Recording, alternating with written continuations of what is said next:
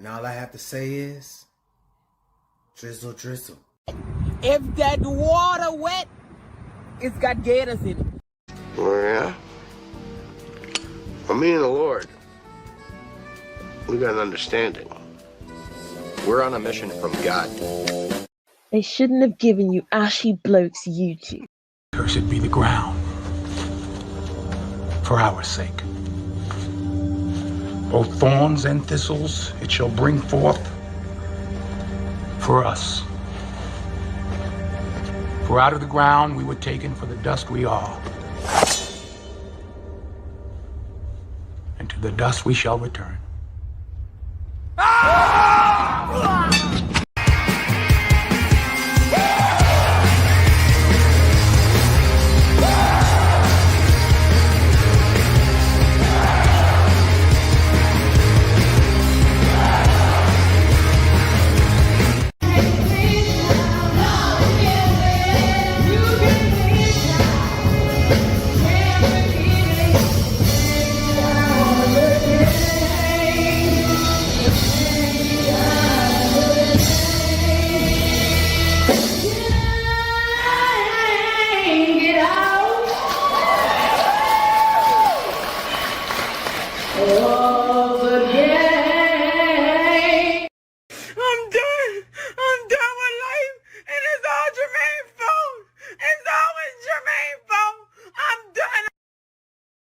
Guys, the bottom line is this. BGS is right. All right, good people. For all my Dusty Jermaines, my Ashy Jeffries, and my Dirty Foot Jose's, this is the AMA. It was requested by a few people, so we are here to answer your random ass questions about anything that happens to be in my head. And if I ain't got no answer, I ain't got no answer, okay? It is what it is. All right, St. Cyr's up first. Batting first. Shannon Moore batting second. W. Brizzle batting third. He made the starting lineup. Yes, he did. Okay. Shannon Green, bring him home. Okay. We have two Shannons in the top four. Okay. It's gonna be a bomb first inning. Lavris, how's that studying going, man? Instant Media, what's happening? Mel, what's happening? Adric, what's going on? Ahmed, Levon, Pirate Broadcaster, Michael, what's going on? Said my mom said, wait a minute. It said 4 people waiting. Where did all these ninjas come from? You know how ninjas are, man. Ninjas in the shadows, man, until the last second. When the bus pulls up, all of a sudden all these people start running for the bus. Okay, hold the door, hold the door, hold the door. Okay. AB Media, what's going on? Did you watch Judge Joe? I haven't seen it yet. Take on Jesse Jackson. Have not watched it yet. Okay. Have not watched it yet. Gundam, what's going on? Nelly, what's happening? Dr. Goodbar, what's up? North Bank Green, what's going on? I was thinking I might do a show on the video that actually radicalized, quote unquote, Kevin. I've actually talked about it, and I want to show both both videos together. Actually get an idea why Kevin started to have the outlook that he had. Little Maple Leaf, what's going on? It looks like the Supreme Court actually got rid of the tariffs, and so did the Congress. They got rid of the Canadian tariffs, so we're back to square one, which the Congress should have done a long time ago if they were upset about it. The Congress actually agreed with that shit, believe it or not, man, because they could have done this a long time ago. Dave Tao, what's going on? Nowhere to go or run. Exactly. We it. Now, man, we ain't the big fish, man. We the big piece of chicken, boss. That's what we are. The Black Toxic, what's going on? Dan Great, what is your take on the correlation to IQ? Do you believe IQ is genetic? It is genetic. I know it because I see it in my own family. But I think the IQs between 80 and 115 are cultural because they proved it. If you take a black boy who had an 80, an 80 IQ away from his black mother and give him to a white mother, okay, his IQ raises 15 points. That means there's a big cultural component with IQ. So it's not one or the other. I think it's both. But you can take the same kid, like with me, okay? Same kid, same family, same parents, right? Okay. Uh, my siblings have average IQs, right around 90, 90 to 100, okay? And I got a 135, okay? That's genetic, okay? I'm an outlier, and it has nothing to do with culture. So it's both, okay? The outliers, the on 70 and below, I think 70 and below, and I think it's 130 and above, okay? Those are genetic outliers, and they exist in all families. You can have an outlier in any family. That's genetic, okay? And then um, with my daughters and my daughters and my grandson, okay? My grandson has 125 IQ, okay? That's genetic, okay? He got that from me. My daughter is very similar. My two daughters are very similar IQs. So it is genetic, but it's also cultural. No fear, what's going on? Dirty Foot Jose. Eating some delicious. What is in Colombian soup, man? There was a video of a guy in Colombia and says it's hard to date in Colombia. And the reason he said it's hard to date in Colombia is because he does not know how to speak the language. I wanted so Tunnel Runner, would you agree with that? Because I preach that all the time. If you want something besides a hot girl, which is a party girl or a girl that you pay for, okay, you need to learn the language. If you actually want a good wife, you need to learn the language. What do you think, Tunnel Runner? Daz, what's going on? To the dust. Si se puede, yes we can. Uh, how do you say yes we have? Because it's not yes we can anymore. It's yes we have. I had five people reach out to me, man, in person, said that the Black Manosphere has won. Dark Knight, what's going on? Venom, what's going on?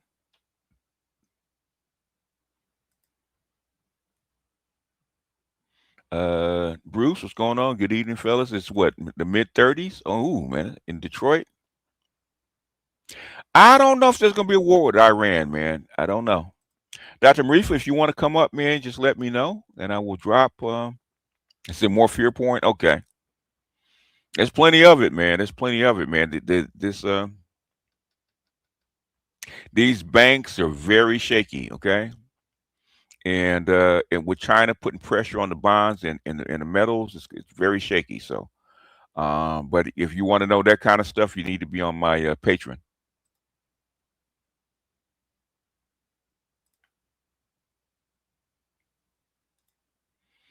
Uh, will we? That's I don't know because the oil everything's going sideways. Waiting to see. Okay, I think it's 50-50.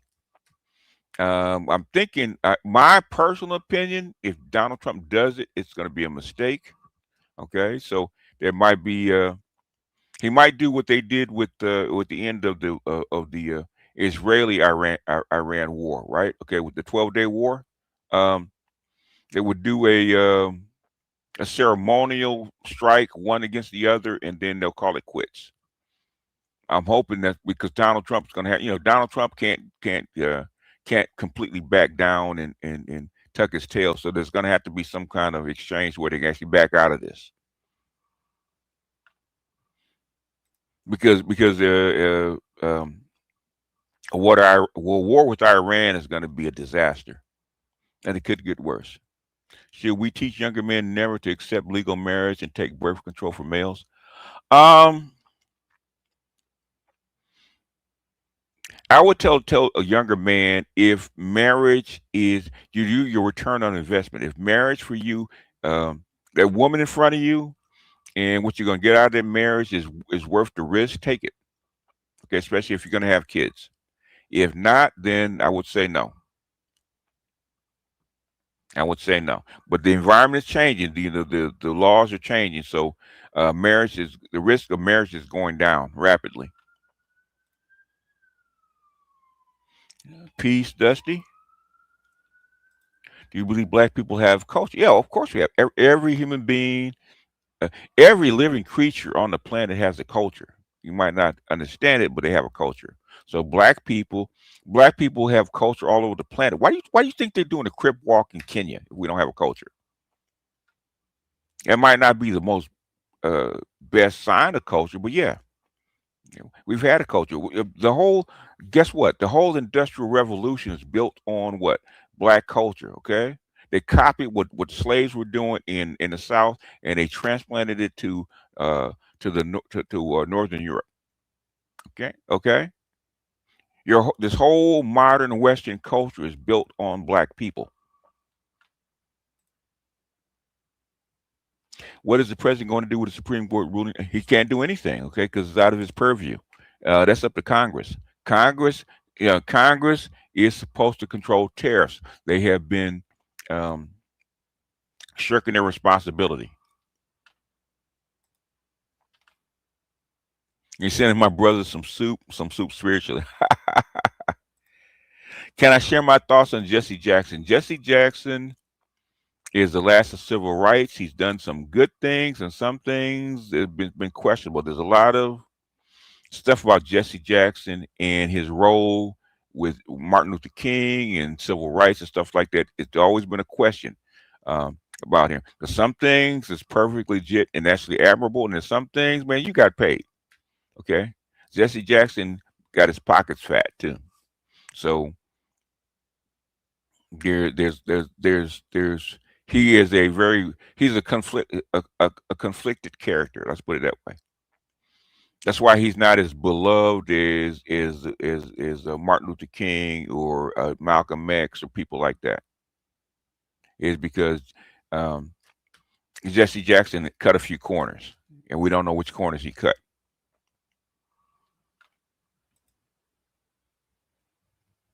So Venom says hit the like button. Said Vernon says hit the like button. What's up, Maestro? What's going on, Dr. Neil? We were just talking about you last night, Dr. Neil, about your role in Stacey Abrams' demise. We're still laughing about that. I know you had to take a couple of cuts from it, but the thing is, you started the whole trend. I don't think Donald Trump would be president if it wasn't for you. I seen a post about Trump saying he's gonna do 10% global tariffs, but I'm happy he stopped. The thing is, he didn't stop. Congress stopped. Congress has the ultimate say on tariffs. He does not. Jesse's gone. Who's going to carry the torch? The same people that's been carrying the torch. Okay. How about you? Next man up. If Jesse's gone, you pick up the torch. Dr. Goodbar says, Master Teacher Clifton Powell roundtable discussion, where all these men being radicalized to be obsessed with patriarchy. They should have called it a paid podcast, okay? Because none of that stuff they're saying was true. There was actually a black feminist rhetoric, black feminist propaganda. But the thing is, they don't. What they don't like is the rhetoric is anti-feminist. It's not necessarily patriarchal, but it's anti-feminist. They don't like it, especially with black men. I guess you are, Charles. I guess you are a genius. IQ tests are pure bunk to me. IQ tests are heavily biased. Well, they could be bunk. Okay. You got talent. Disprove it. You give me your opinion. Disprove it.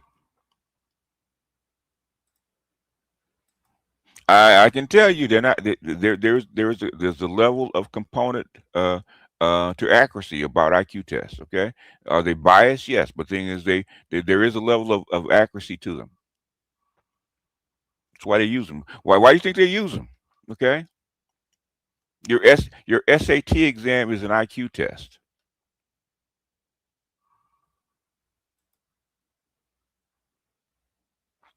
It's to show your level of your level of knowledge. But guess what? There's all kinds of studies that correlate IQ with jobs, like uh, like physics professors and professors and stuff like that that correlate. So if you can go back and find the studies and disprove that IQ doesn't mean anything, the boss, please do. Okay, because it's been refined over the past 100 years.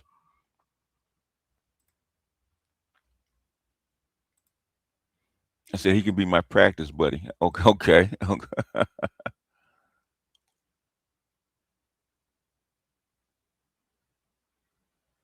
Hey, Dr. Dunbar, what's going on with this superflu that's going around? I know a lot of seniors have died because of it. So what's going on with that? Learn Spanish, Portuguese, French, and Swahili. Also Chinese. Well, if you're going to Africa, yeah.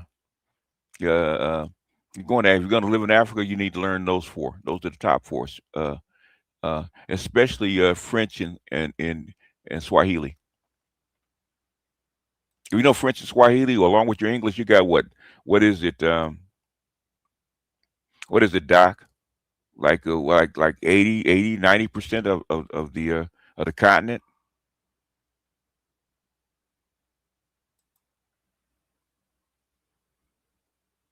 CC say has the most. Yep. Oh, okay.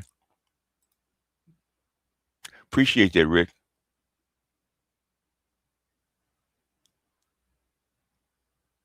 Absolutely, brothers. Have to learn Spanish, and where you go, learn the language. Even the Philippines, I learned Tagalog.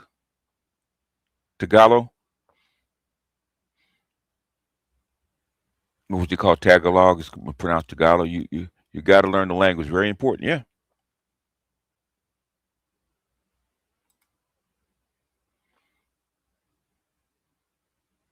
What is the best black pill book to read on money and women? Um, the best black pill book to read on money would be Your Money, Your Life. Okay, Your Relationship with Money. Okay, by Joe Dominguez. That's probably the best pure black pill book I've ever read on money. Um, the best black pill book I've read on women is The Alchemy of Love and Lust. Purely black pill, how their bodies react, how they bond, all that kind of shit. Okay, it's pure black pill, no fluff. Mike Vick went 1 and 11 at Norfolk. How can he turn around, or is he just not okay? To coach, especially at that level, you got to be able to recruit. What he needed to do was actually go be an assistant coach uh, under Deion Sanders first, and learn how he does things and get his connections, and then go to Norfolk. But the thing is, he's got to pull. If he knows people, you got to pull in. You got to pull in eyeballs. Okay, so that means pulling your celebrity stuff. That's what Deion did. So my thoughts on Mandani's proposal to raise property tax up to 9.5%, or is it just, of course, New York policy? He's a socialist, so he's trying to raise property tax, especially for wealthy New Yorkers, because you know so many New Yorkers own this expensive property. So, but it's going to actually start driving people out of New York. So it's a 50-50 thing. But he's a socialist, so that's naturally what socialists actually do. So that's not surprising. The military industrial complex actually does not want a war with Iran. Okay, they really don't. Okay, they really do not. That is not true. They're scared shitless. Okay, just like they didn't want a war with Venezuela. There's reason for that. What's up, BGS? Thanks for the help with knowing what a day trader Octane would be. What if I also became a trading educator, content coaching? I'm looking for an 89. Okay, if you become a trainer, okay, especially if it's on a corporate sector, it will put you as a 92 because it's white collar. I mean, do black people in the U.S. have a culture that they created on their own? Culture is never created on your own. Okay, it's a blend of your environment. So white American culture is not purely white culture. Okay, it's a blend of black slave culture, Native American culture. It's all blended together. So American culture is not the same as European culture. In black culture, we brought what we came. A lot of culture that we brought from the continent, as far as how to grow food, how to cook food, how to make clothes, all that kind of stuff came with us from the continent. Okay, and America adopted that stuff. So we do have a culture. We have an American culture, but it's not its own culture. It's a subculture of America. Okay. Just like white people have a subculture. Native Americans in America have a subculture. Okay, it's a subculture. So black culture, as it speaks, is a subculture of American culture. If you go overseas, you'll learn that really quickly that you're American. Like in the first hour, oh shit, I'm American.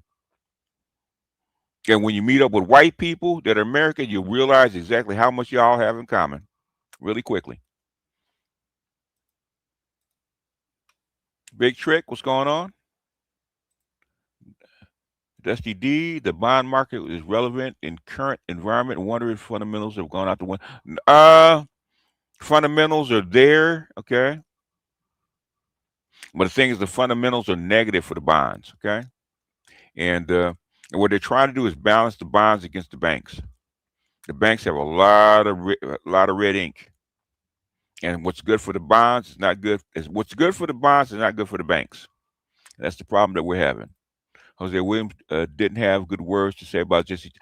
He's a very controversial character in black circles, especially about Martin Luther King. They have a whole lot to say about his involvement in Dr. King's demise. Okay, we don't know; it can't be proven, but there's always been that question. Okay, so Jesse they've always had a arm's length approach with Jesse Jackson. It's always been that way.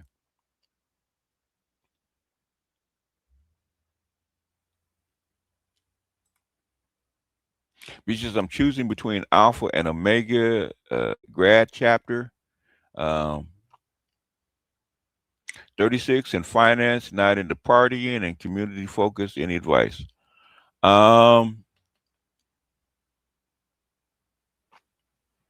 If you're 36 in finance, okay.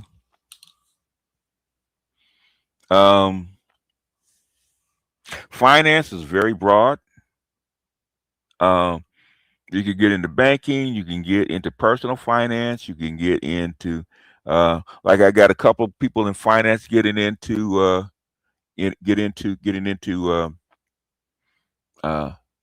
cloud engineering because the banks and especially the crypto market's going to have to be regulated.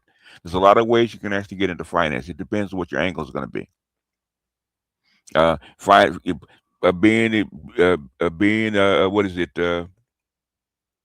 What is it? Cybersecurity. That's finance. Okay, there's a lot of ways to get into it. If you get into law, especially financial law, that's big money. There's a lot of ways to get into finance. If you're going to be community focused, real estate, you can if you're in the community focus, you get into real estate. A lot of finances is very broad. Like I said, you can get into what is it, nonprofit. especially when it comes to homeless and setting up homeless shelters, not shelters, but encampments and stuff like that. Um, there's a lot of ways to actually get into finance because it's extremely broad. White liberals hated Jesse 1984 and 1988. Yeah, they did. It's because he was going against the white liberals. You know, white liberals became neoliberals in really in 1971. So all the radical left, the radical left liberals actually did like Jesse Jackson. Okay, Operation Push, and when he ran for president, so the radical left liberals loved him. Okay, but the thing is, the centrist liberals or the neoliberals didn't like him. So it depends on which liberals you're talking about. Let's trust and believe. Okay, the limousine liberals that I know, you know that still talk about Jesse Jackson. Okay, so the what's his name? The guy from professor from Harvard. What's his name? I'm trying to think of his name. Okay, those are the limousine liberals that like Jesse Jackson. I'll be talking about Jesse Jackson tomorrow before the Coliseum. Okay. You know, he got paid because how else was he able to put his kids to very expensive private schools? That's true.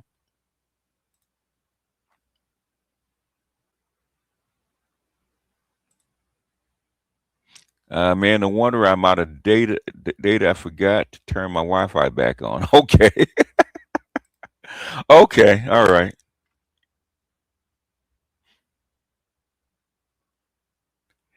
Alicia, is it good that Stacey is out of office? You know what? Um, it's not my preference. And Stacey and her AKA folks had her hands in a lot of cookie jars. So, eh, 50. You know what? How they say? Kids say 6-7, 6-7. Go either way.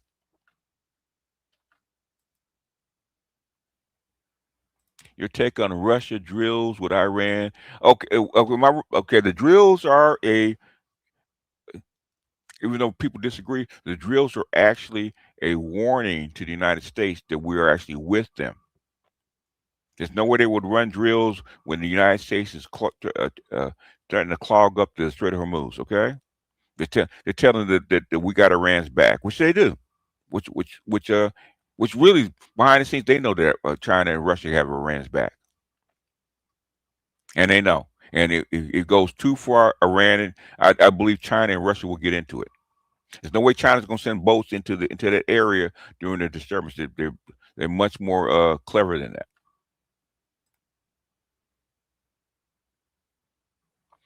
Hey, I thought you were working, man. Clippy says, been a Ministry follower since 2016-ish, and hats off to you for staying true to the game. You men have taught me so many things and have allowed my life to be successful going from teen to adult. I appreciate you, Clippy.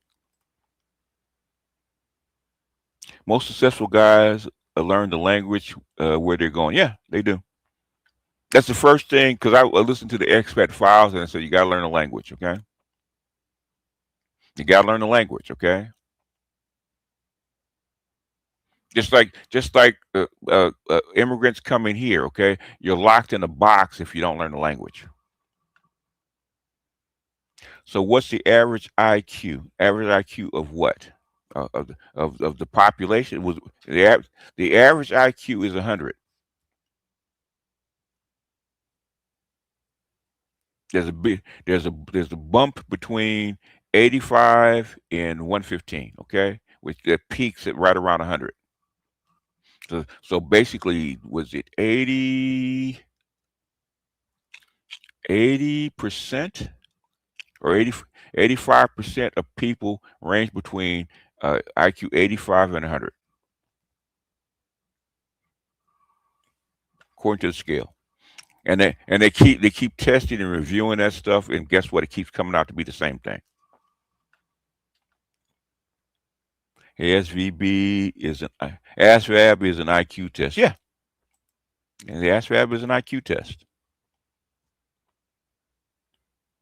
But it also tests them. It also tests what you have learned.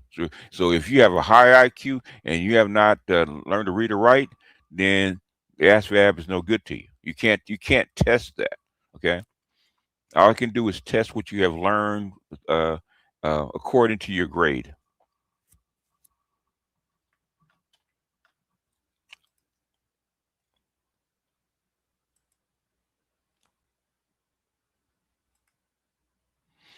We just answer this: why do women who have the SMV to get a traditional relationship with a man throw it away for a liberal modern day ideologies? I mean, why do women mess up their lives by being ignorant?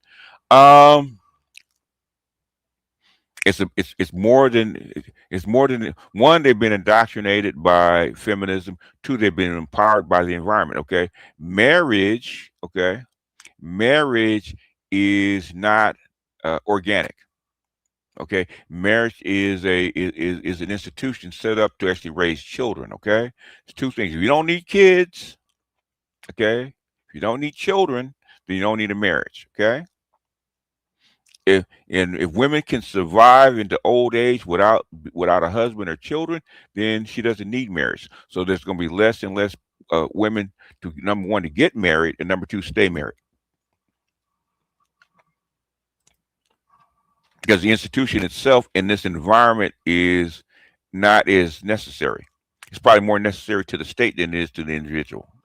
But that's why.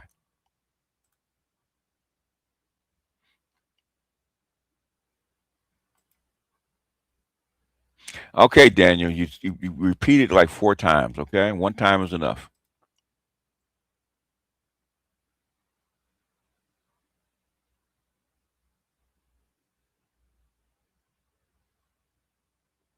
They are having a field day with artificial intelligence. Also, if you look at the Asian guy popping up in all these generative AI avatars that's coming up with unusual information with familiar faces, I believe those are Chinese. I think that's Chinese propaganda. Yes, we had Silo to Tuvimos. I think that's how to me Tuvimos. My Spanish is. I've been working with Swahili so much, so my Spanish pronunciations are way off.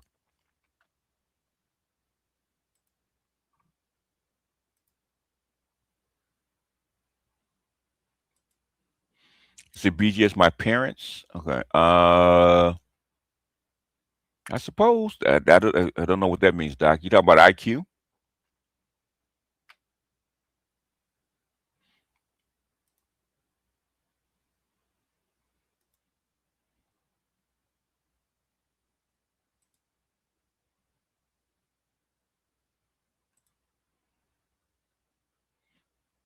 That's it. Absolutely. Okay.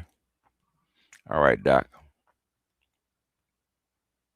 I don't know what absolutely actually means, but I think it means you want to come up. So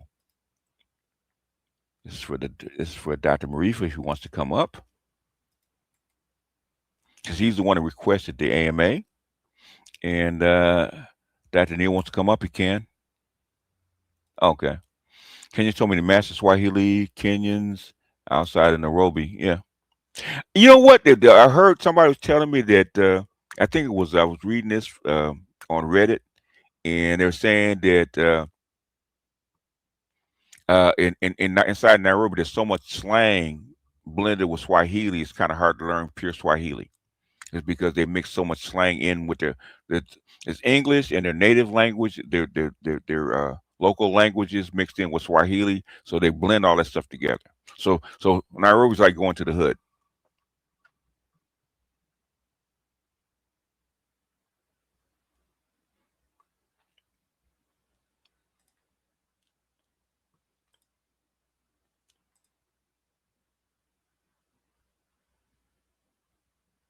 Okay. But the thing is, he's got to. If he's going to coach, then he's got to. If he's going to coach Norfolk and wants to be successful and bring in recruits, you need bodies, and to get bodies, especially in this environment, you need eyeballs. You got to use your fame and you got to use your connections to bring in bodies. Why do I only attract Asian women? I don't seem to attract other groups. I don't know, man. I don't know what you look like. I don't know how you speak. I don't know how you carry yourself.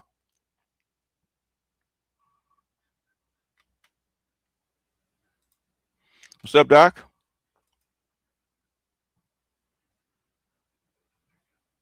So the military industrial complex wants an innovation, not they want money. They don't want a war. Okay, a war, um, a war at this point. The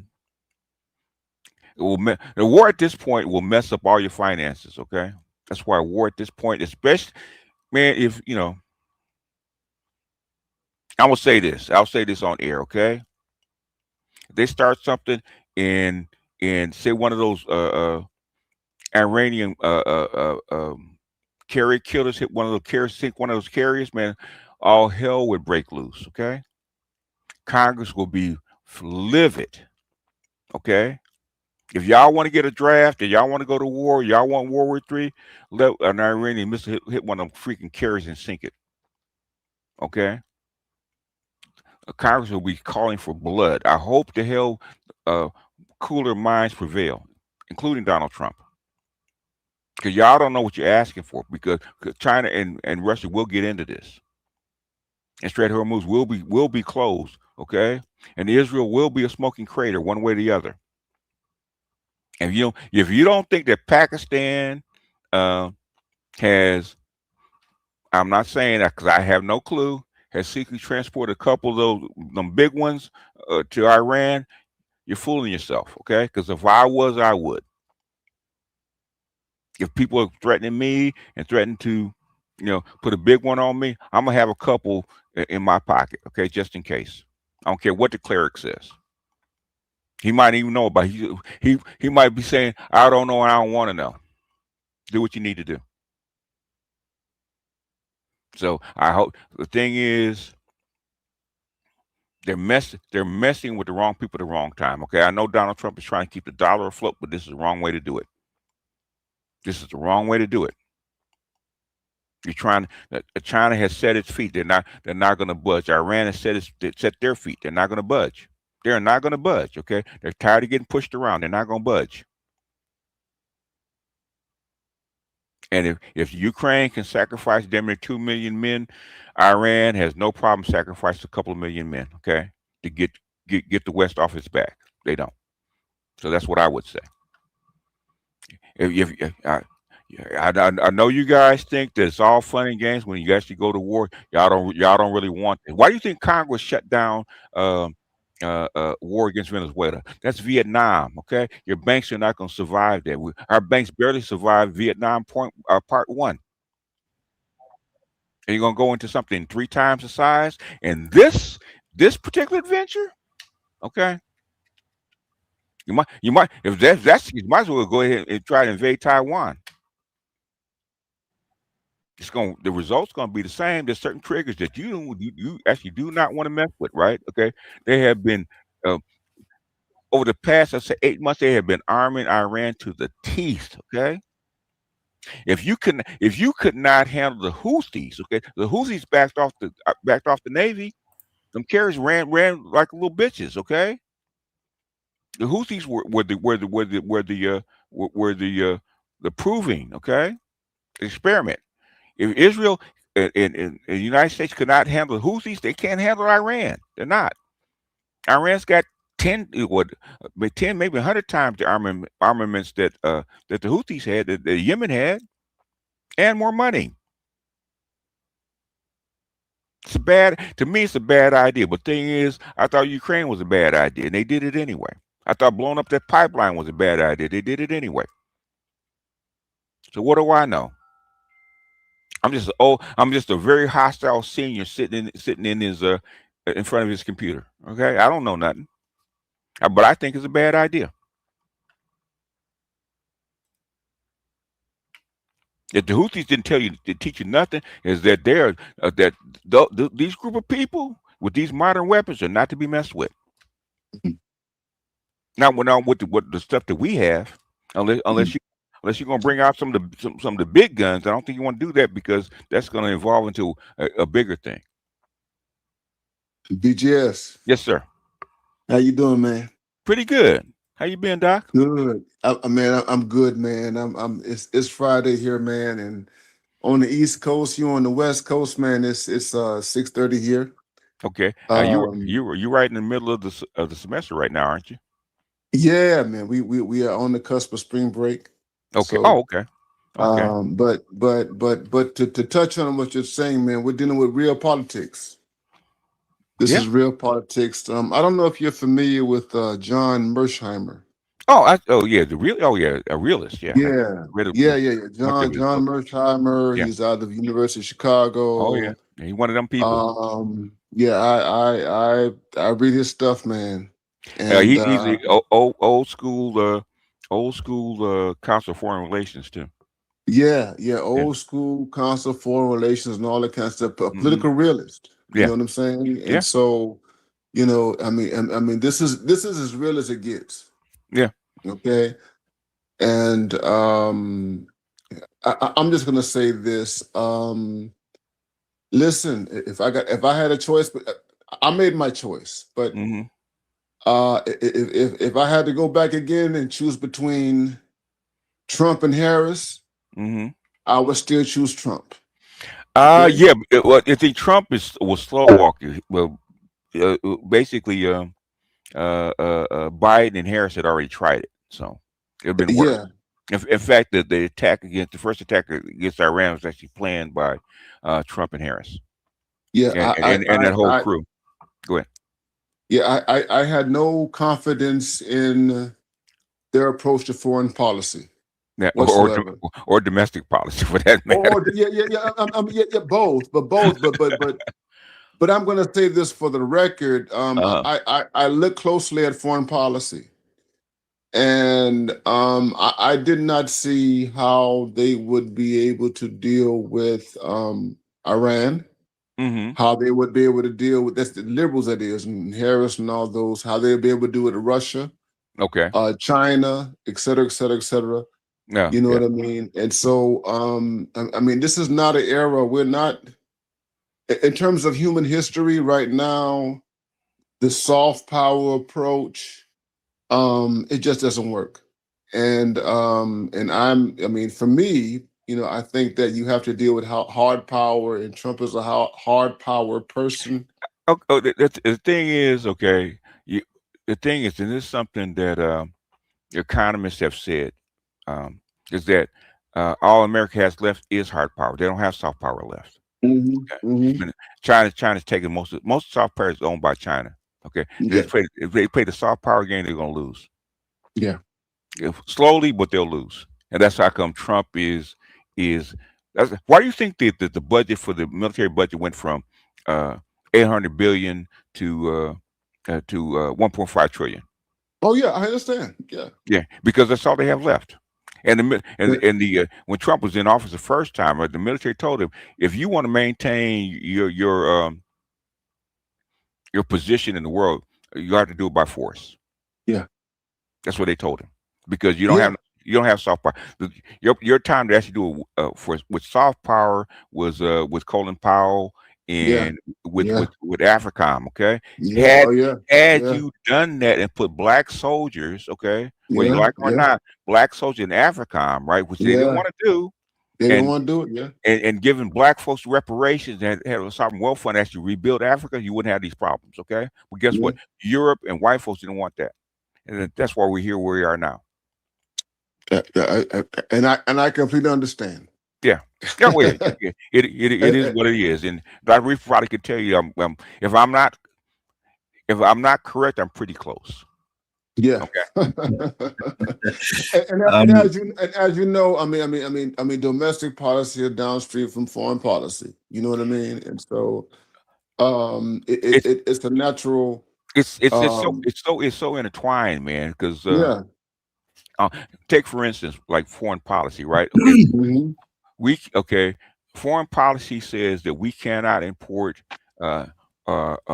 Chinese manufactured homes, which are maybe $10,000, maybe 15 at the most. Okay, we cannot import them. Okay, not for no money. Okay, same thing with EVs. Okay, Mhm. I was telling I was showing a picture, right? Say you have a homeless problem. You got a lot of Gen Z and millennials cannot afford anything beyond rent, right? Okay. Yeah. Yeah. But thing is, if I can get a young man a 300 square foot tiny home that's Uh-huh. sufficient, right? With a Uh-huh. kitchen, bathroom, and Yeah. and a bedroom and a big screen TV, PlayStation, and give him uh, $1,000, maybe even less than that, Yeah. e-bike for Yeah. transportation, right? Okay, Yeah. for 20 grand, less than the price of buying a used car, give you a Yeah. living. Okay, Yeah. most young people, include especially young men, would take that. Absolutely. Well, what would they do to the landlords and the mortgage in Oh. the mortgage industry? Okay, and the Oh. banks. Yeah, Oh. yeah. BJS, Yes, sir. listen. So when I was Uh finishing my PhD, huh. listen, Okay. I was in Nashville, Tennessee, Hmm. and at Vanderbilt. This was at early 2000s, and I had a studio. I had a studio apartment, and I'm finishing my dissertation. I had a job. I was working at a church at a time, and I was also working at Target part time. But Hmm. here's the point I want to make is that at that particular time, that's all I needed to survive. Okay. A studio. Yeah. I needed somewhere to lay my head. I needed somewhere that was not too far from where I worked. And that took care of my needs. And at that particular time, I wasn't trying to, because of my precarity, and I wasn't trying to get married and have family and all that kind of stuff. I was trying to finish a degree. It worked for me. So what I'm saying is that, so we'll fast forward over 25 years later, Right.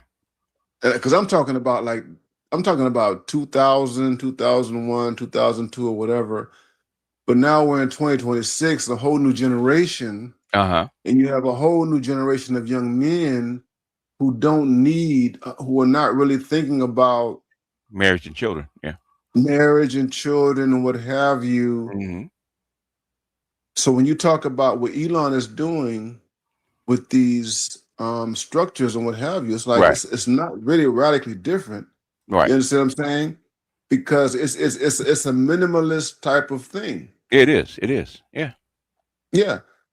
So I completely get it. This could be the future, right? Okay. This is good. No, this can be the future, you know. And That I could be don't the know future. how That could be the future, right? That's a smart home, right? A tiny smart home. this is a tiny smart home, and I would not down any young man who would pursue the option, because here's the largest thing. So it's like, it's funny. Hmm. So BGS, I'm 52 years old. I'll be Right. 53. I'll be 53 in September. Okay. And I'm looking back, right? So I'm looking at these young guys, right? Hmm.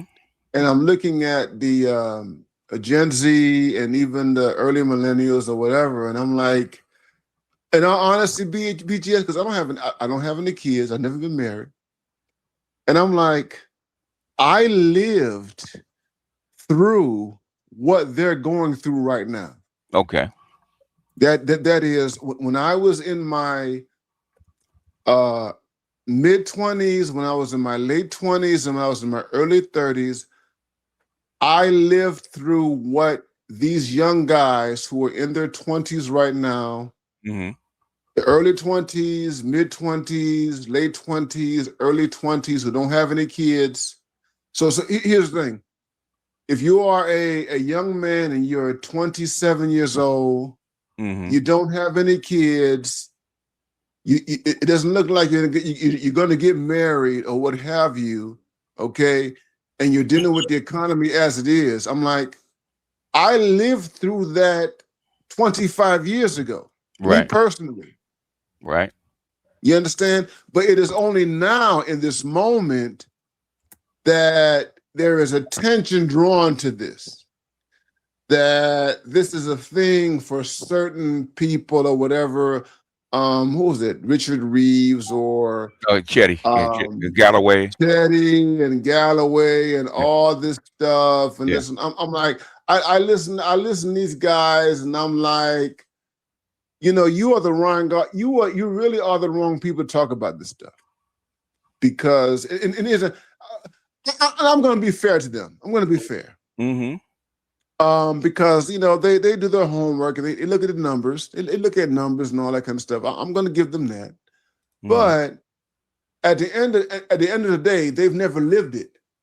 So it's like Galloway. Galloway is a rich guy.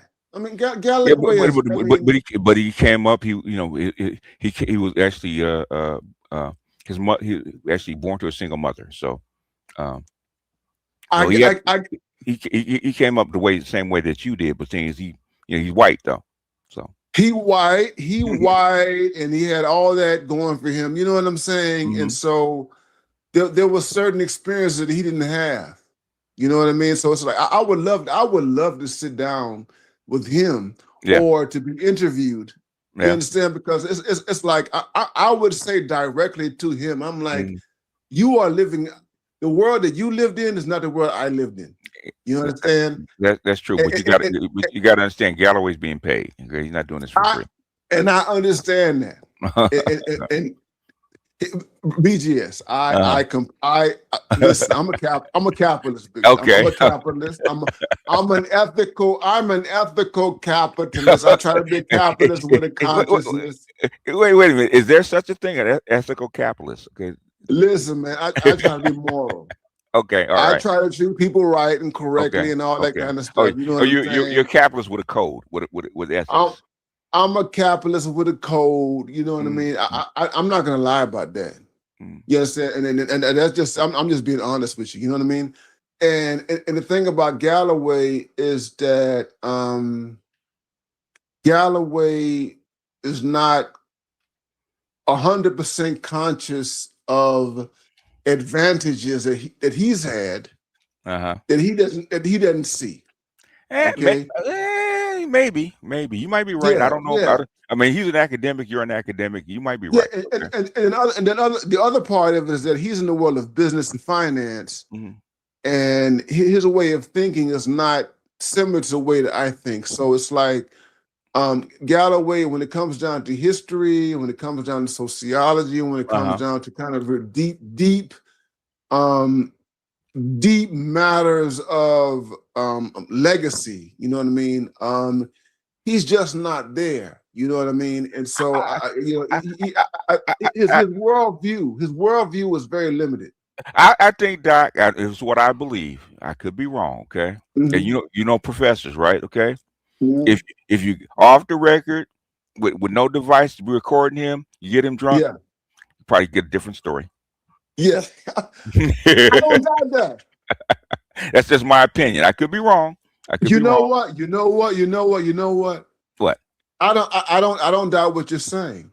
My problem is here's the thing. Because he's palatable. He's palatable. Yes, that's why. And he is very palatable. He's a good salesman. He's a very good salesman. He's palatable to the CNN, MS Now crowd, and all that kind of stuff. Because he has to go up against Andrew Tate. But you notice, notice this, okay? Peep this and see if you agree with it. Because I respect my PhDs. Okay. Why do you think they let Andrew Tate out of house arrest and let him come back on the scene? Well, well, part of it is because a lot of that stuff is trivial and what Galloway and Chetty and Reeves tried to do, along with the Shapiro group, right? Because the right wing on the other side doing the exact same message, just a different way, right? Okay, it didn't work. Okay, it didn't work. That's why they let him out. He said that. He said he spent 4 years in jail and under house arrest for 4 years, but they let him out 3 or 4 months ago. Why do you think that is? No, and I've heard what you said on this issue, and I agree with you. Okay. I do agree with you that I am an analyst. You know, I learned back in ROTC at USC back in '77. I am an analyst, strategic analyst. Okay? That's why I look at things. Okay. No, I get it. I agree with you. That the people who listen to Andrew Tate are not going to listen to Chetty. They're not going to listen to Galloway. They're not going to listen to Reeves. I agree with you 100%. I agree with you 100%. And the people on the other side, the men, they're not going to listen to Mark. What was it, Walsh? Is it what Mark Walsh? Walsh and all that kind of stuff. Shapiro and those kind of people, right? Okay. But here's they barely listen to Charlie Kirk. Okay, go ahead. But here's the thing. I think that so when you talk about what's the name? Oh, Galloway. So Galloway. Galloway is palatable to liberal women. Yes. He's palatable to liberal men. Yes. Yep. Just the liberal order. Yeah. You understand? Yeah. Now here's the thing. He knows, but he knows. Here's the thing. Here's the thing about Galloway. He knows what hypergamy is. Yes, he does. He actually talked about it. He talked about high heels thing. He reframed it. But he will not. He cannot go on any of those platforms and talk in a very raw way about hypergamy. No, what salesman would? He's trying to sell something. Yeah. So the thing is about, when you say that if I were able to get him drunk behind closed doors, with no recording devices, okay, with some drinks or whatever, some drinky drink, as you say, right? Yeah, drinky drink. Yeah. There would be a lot of commonalities between he and I. Okay, you know, he probably said, you know what, doctors, most of the stuff is bullshit. He probably would tell you that. So I'm gonna give you an example. And you touched upon this stuff going on right now, and you were talking about Africa, Kenya, and all that kind of stuff. Yeah. So the stuff that's going on with Kenya. Yeah. And this this Russian guy who went to Kenya and stuff like that. He went to Ghana. It was Ghana. He was in Ghana, but he went to Kenya too. He went to Kenya too. He was in Kenya. He was in Kenya too. What I'm saying is, okay, I asked the African guys, okay, if a Russian woman with curves and blonde hair and blue eyes and big tits came to Kenya and she wanted to go through 800 black African men, would they do it? Would it happen? A Russian guy? No, I say a Russian woman. Okay. Yes, they would. They would. Okay. Yeah, Why? Why? Because Because she's a novelty. Okay. Yeah. But here's the thing. But it's also about it's about status. It is about status. It's about status, and the thing is, and I'm talking to somebody who's. But I mean, I've been in and out of Kenya for the past 2.5 years. But if a black man goes to a Nordic country like Germany, goes to Sweden, he's gonna get the same kind of reception. Okay. Yeah, you're right. Because you're a novelty. So basically, my sailors, you tell me when they called to port to Australia, it's actually a text for black guys even before they actually landed. Okay. Let me tell you something. Let me tell you something. Okay. I'm gonna tell you something, man. My first introduction to the exoticization of black men. Yes. Yeah. Was when I was a graduate student. I had German women damn near terrorize me. I was terrorized by German women. You're a novelty, okay? In America, no, not in Germany, but in America. But to their culture, you're a novelty. Same thing. I remember Blazing Saddles, man. Remember? I remember that. She was playing a German hooker, right? A German bar girl, right? And when she said, "Chutzi, is it true what they say about your race?" Bro, that kind of stuff goes on. Yes, sir. BGS. Mm-hmm. I know the fixation that German women, the adoration, the interest, the desire that German women have in the relationship to black men. Yeah. Particularly black American men. I've seen that stuff in the flesh. Okay, so I get it. But the point that I'm making is that Galloway can never go. We're going back to Scott Galloway. He can never go on these mainstream platforms and talk about these raw realities. And I understand that. He couldn't. He can't. That's all he's paid to do. You know who's paying him, man. You know. I know who's paying him, man. I know it's I know it's all that kind of stuff. But I mean that's just these are just realities that you can't get around. But the state needs to undo the damage they've done over the past 60 years, and they're having a hard time doing it. Because young men have given up on it. Okay. And absolutely. Go ahead. And that's why it goes back to Elon and what Elon is doing.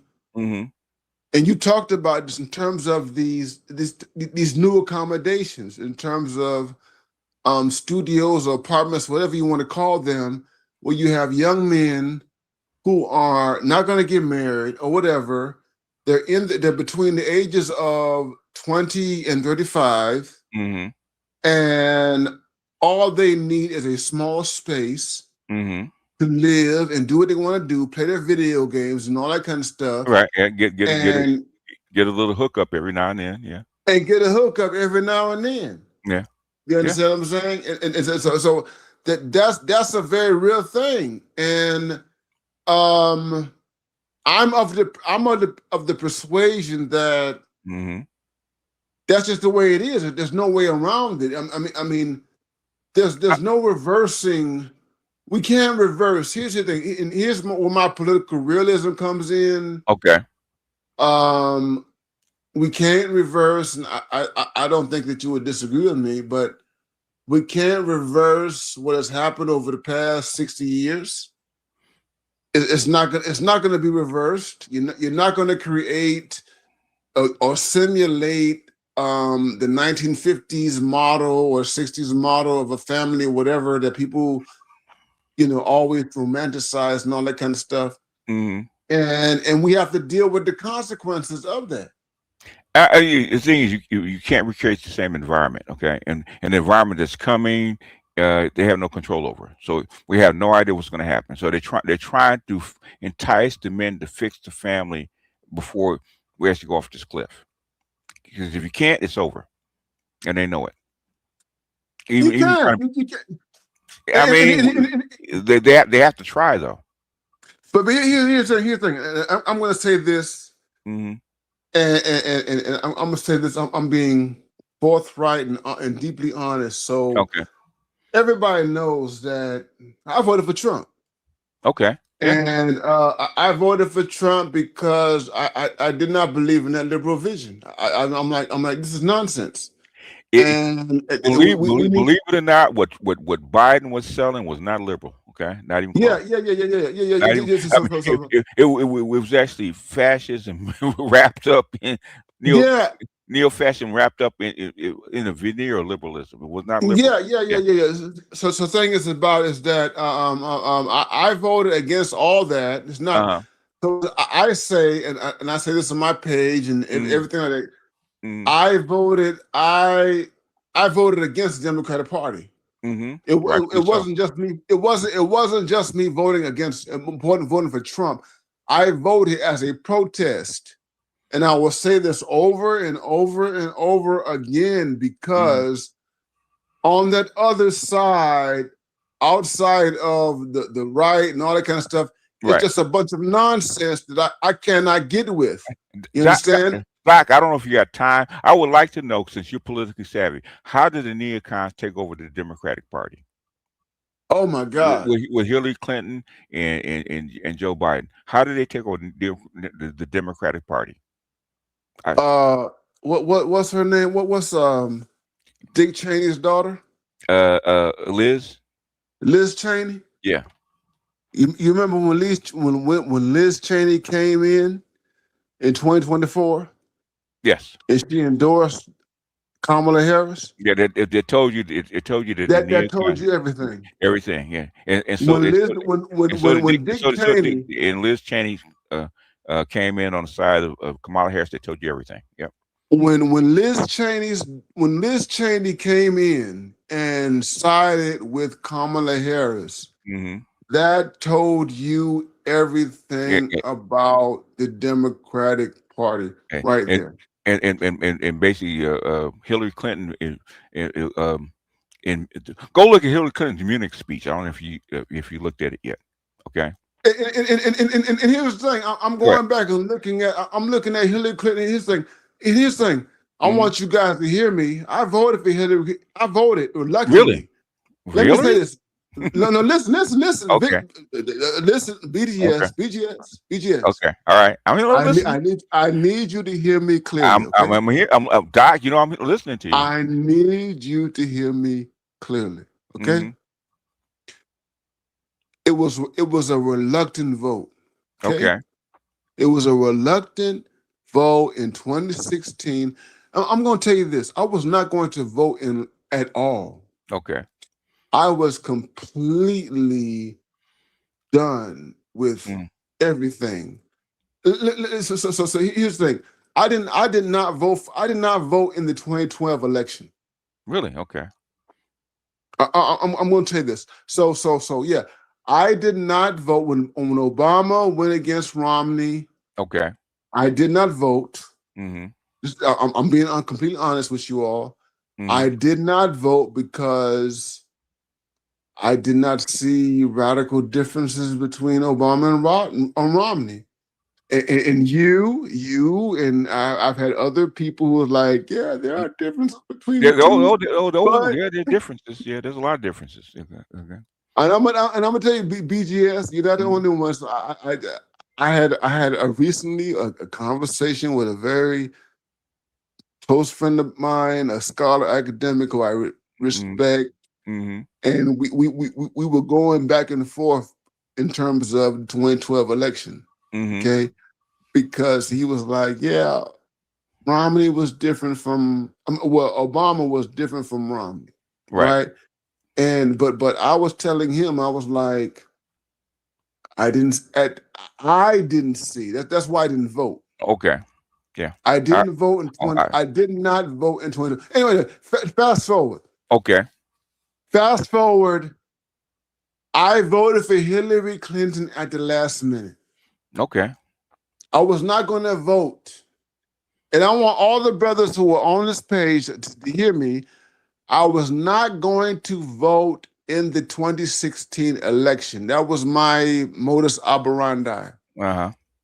And I want to in BGS. I want you to pin this and all this. Mm-hmm. I was going back and forth with black feminists.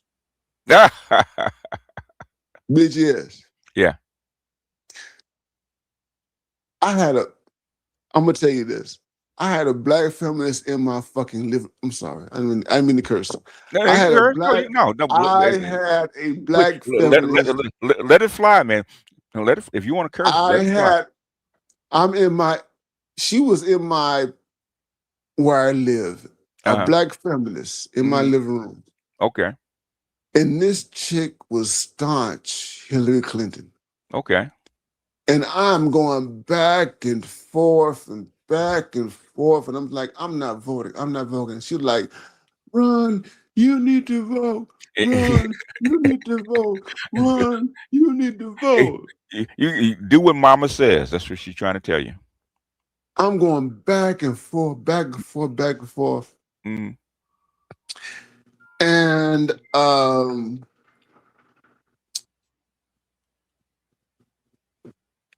ultimately, I ended up.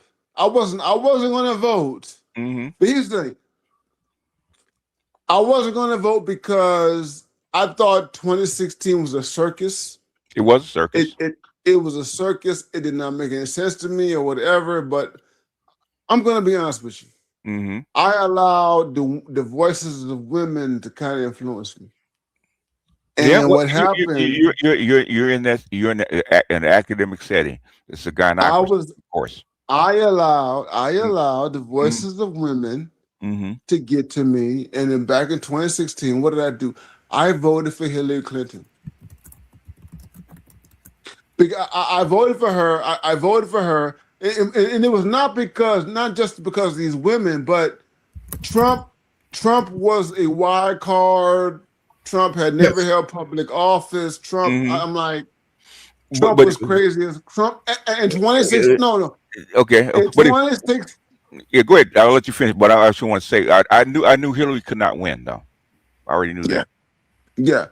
I already knew that. But what I'm saying is that Trump, in 2016, Trump was crazy. He's still crazy, but he was lucky. Okay. No, in 2016, he was crazy. He was a wild card. This man has never held public office. I was making a pragmatic decision. But the thing is, Trump came up at the right time in the right circumstance, and two things happened. Okay, was one, what's his name? Jeb Bush dropped out. Okay. Yeah. That's one. And then the second thing, the DOD and the NSA and those kind of people were not going to allow Hillary Clinton to be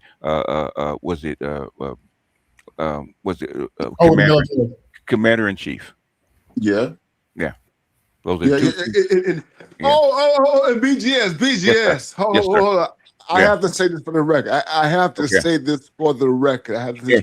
And Bill Clinton is still pissed off behind that shit. But go ahead. I have to say this for the record. Are y'all listening? BJ, are you listening, BGS? Yeah, I'm listening. After the election, you did that video. About the shoes dropping? You explained it. Okay. And I'm gonna say this, everybody listening. And maybe I'm saying this because I'm a Gen Xer. But I think that is your most profound explanation, discourse. Really? On that. No. BGS. And you hear that video. Oh, I know what you did with it. The thing is, because I can't BGS. I cannot find that video on YouTube. Okay. Okay. About Hillary Clinton, now, it's probably locked. They just have to go find it and unlock it. When you talk about the witch who fell. Okay? Damn. You did that. The witch who fell. And you explain. Here's the thing. I want everybody who listening and BJ. I don't want to get BGS in trouble. I don't want to do this. I'm saying this because I appreciate BGS. Dr. Els, if you're out there, man, you want to come up, you're welcome to come up, sir. But go ahead. I'm saying this because and this is after because I voted for her. Okay. I mean, a lot of people I voted. Listen. I voted for her reluctantly. I was not going to vote. The only reason why I voted is because I was talking to these black feminists, and they were. I failed to the fear mongering and all that kind of stuff, and I was like, I was not going to vote, and I voted for Hillary. Okay. And I'm gonna be honest. I had reservations about Trump because he had never held public office, and I was like, "This is crazy." Anyway, Trump is one of the luckiest bastards on the planet, man. He is one of the luckiest people in the world. Okay. Even his second term, he's a lucky bastard, man. So it is what it is. So it's better. Sometimes better to be lucky. Even Trump said it's better to be lucky than good. You need luck. Okay, you said that. And I don't want to take up too much time, but I just want to say this. But here's the thing. Jump in. After PhD get first, get all the time they need. So take your time. Okay. Yes, sir. I'm gonna let me conclude with this. Okay. The video that you produced Mm-hmm. after the election Mm-hmm. explained everything. Mm-hmm. Yeah. Because you explained basically why Hillary didn't win. Oh yeah. Yeah. And guess what, Doc? My advisor, my political advisor, Craig Hewlett, he disagreed with me. He said Trump had no chance in hell. I said that's. I said. He said Hillary Clinton's probably going to win. I said, I don't think so. And I kept telling him why. And I'm telling everybody that BGS was right in terms of why Hillary. I'm telling everybody right now. Oh, the haters got some wings, man. When you said that. I'm telling everybody that BGS was right. I'm telling you all. In terms of why Hillary did not win, BGS Moore was correct in his analysis. And if you go back to that video, which I could not find afterwards, I could not find it. And I don't know who's listening and watching, and I don't want to get you in trouble and stuff like that. Okay, I put it out there. And you know why I am. I'm not. If anybody can Google me, I'm Dr. Ronald B. Neal. Any of you can Google me right now. Yeah. Okay. And I've taken risks. I've taken risk on YouTube. I don't care. I don't have any kids. I don't have a wife. I don't give a fuck. If somebody comes to my place and tries to snuff me out, fuck it. I've already made my imprint. You know what I'm saying? Oh, Doc. Well, you already know. I'm sure they pulled you into the office and told you what you did. So they pulled me in. I've already had the coattails pulled. Yeah, you had the coattails pulled. Well, you made a big one, man, with the IQ effect. That was you. Everybody knows that was you. Everybody knows that was you. That's how come you had your coattails pulled. They know that was you. So you all who have not seen me, it's because you have to understand, okay? Yeah. But what I want to say is that BGS, that post analysis that you did, and how the witch fell. I would never forget it, BGS. BGS, I would never forget it. You did an analysis of how the witch fell. And I still, and I told you some time ago, I've been trying to find that shit for a long time. I can't find it. I'll send it to you. But that's it. How the witch fell. You explained every damn thing to the doggone T on how the witch fell. I'm gonna stop right there. Okay. Okay. Hey, Doc, I want to bust your noodle one more time, Doc, real quick. Okay. Okay. Yes. If Hillary had not run 2016, Prince Andrew would not be in jail right now. Oh. Woo. He would not be in jail because the Epstein files would have stayed locked. If Hillary Clinton had not tried to run, all this stuff would have stayed undercover. Okay. They told her that. And she did it anyway. Wow. If all this Epstein shit would not have been uncovered if Hillary Clinton had not run. In my humble opinion, I get it. I see. I understand. I'm just an old Negro, you know. Now you old nigga, that's right. I get it. You was an old nigga, that's right. I'm telling you right now. They have been covering up that crap on that laptop, that laptop from what's his name for 10 years, man. Okay, they've been covering that shit up. Okay. And I don't know why Trump decided to do it now. I guess it's revenge, okay? But the thing is, but they're running for a reason. And they couldn't protect Andrew no more, okay? They couldn't. It's gonna spill, and that stuff is all done. He's in jail. He's in jail. I believe he's in custody. He's in jail right now. Yeah, he got arrested yesterday. Andrew is done. Andrew is done. Yeah. Well, I knew about Andrew, man, back in 2014, 2015. So I'm sure Reef knew the same thing. Well, I'm saying that to bust your noodle, That's how come Bill is still pissed off because that. Remember when they met what's his name on the tarmac of the airport? What's his name? And they promised him we're actually going to bury that laptop and bury that information. Okay, had his word on it. That's what Bill is still pissed about, even some 10 years later. Because homeboy gave him his word and went back on it. Yeah. Oh, it's a vicious game, brother. The game is vicious, brother. The game is vicious. The game is very vicious. It's a vicious game, brother. Yeah. So if Hillary had not run, which they told her not to in 2014, 2015, especially after the Benghazi thing in Libya, okay, that's where it all stems from. They told her not that's it. They told her, don't run. They told her. She did it anyway. Oh. She did it anyway. Okay. Dr. Neil. So what? Yes, sir. Don't feel bad. We all got shamed into voting for Hillary. I tell people this all the time. I held my nose to vote for Hillary Clinton, and I still can't get that stench out of my nose. I understand. The only reason I voted for Barack Obama because I wanted a black man as president. I hear you. I voted for him twice. Yeah, voted for him twice with my chest out. Okay. Most black folks, because we are the most gracious people on the planet. What the thing is, he's no better or worse than any other president. Okay. Yeah, no.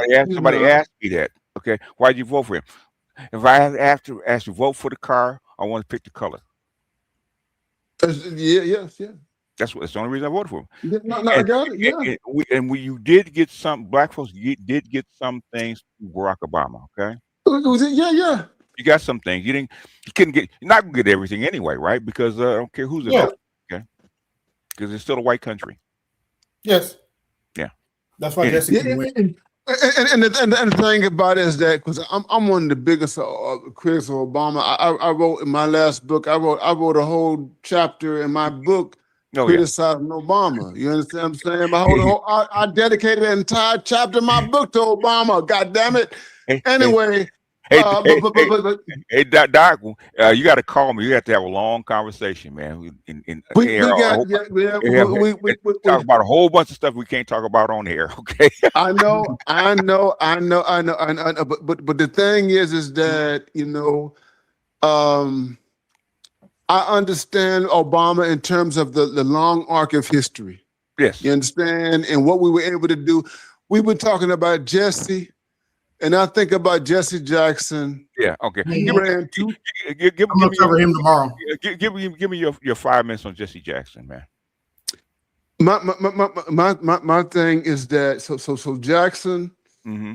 There's no, and this is kind of cliche right now, but yeah, there's no Obama without Jackson. Yes. He laid the foundation for all of it. There's no Trump without Jesse Jackson. There's no. Let me say it again. Mm-hmm. There is no Donald Trump without Jesse Jackson. Mm-hmm. I want y'all to say that. Yeah, that's true. There is no Ross Perot. There is no Pat Buchanan. There is no independent. No Bernie Sanders. So Jesse Jackson. Here's the thing. Jesse Jackson in the 1980s. He was the person who had never held public office at all, period. Mm-hmm. He never been a state representative. He had never been a congressperson. He never been a senator and all that kind of stuff. Mm-hmm. I'm gonna tell you this. Andrew Young had issues. Andrew Young, the mayor of Atlanta, who was the cohort of Martin Luther King Jr. and all that kind of stuff. He always believed that Jesse Jackson should have ran for the Senate of Illinois. Okay. Yeah. That was Andrew Young. He always believed that stuff. He said, Jesse, don't run for the presidency, run for the Senate or run for the governorship, but run for the Senate. You understand what I'm saying? Mm-hmm. So here's the thing. Jesse Jackson, in terms of politics after the 1970s, mm-hmm. he was a populist. He was. Yes, he was. Yeah. He was a populist. Mm-hmm. The populist stuff that people attribute to Trump mm-hmm. started with Jesse Jackson. Yes. You understand? Yes. Jesse Jackson was the one who created. He was grassroots. Yeah, Jesse Jackson went to white people who were poor.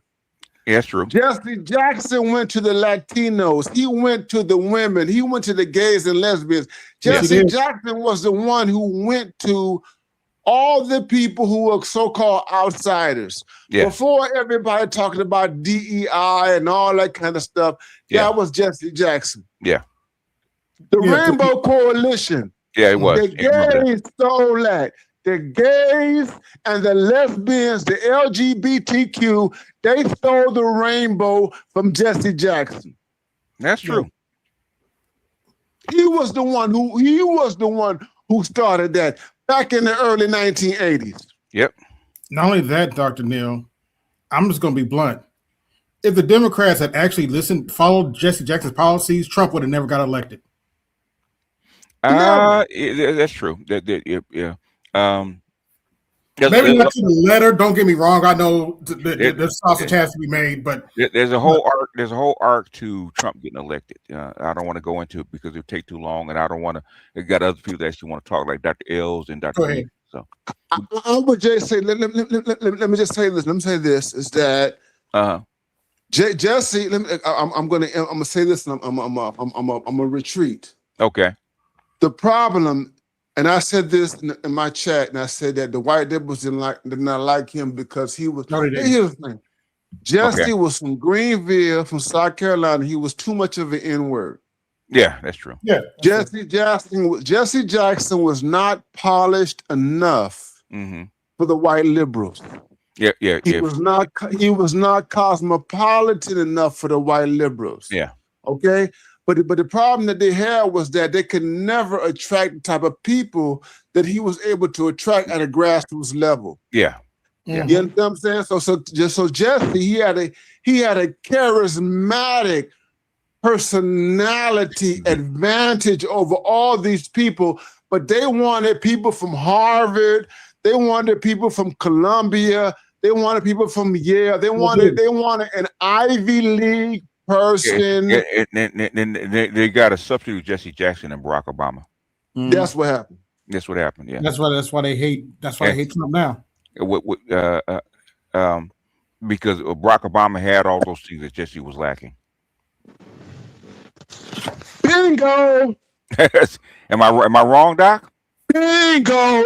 Yeah. Everything that Jesse lacked, Obama had. And he ran with 60 Puede, yes we can, right? Which is Rainbow Coalition talk, right?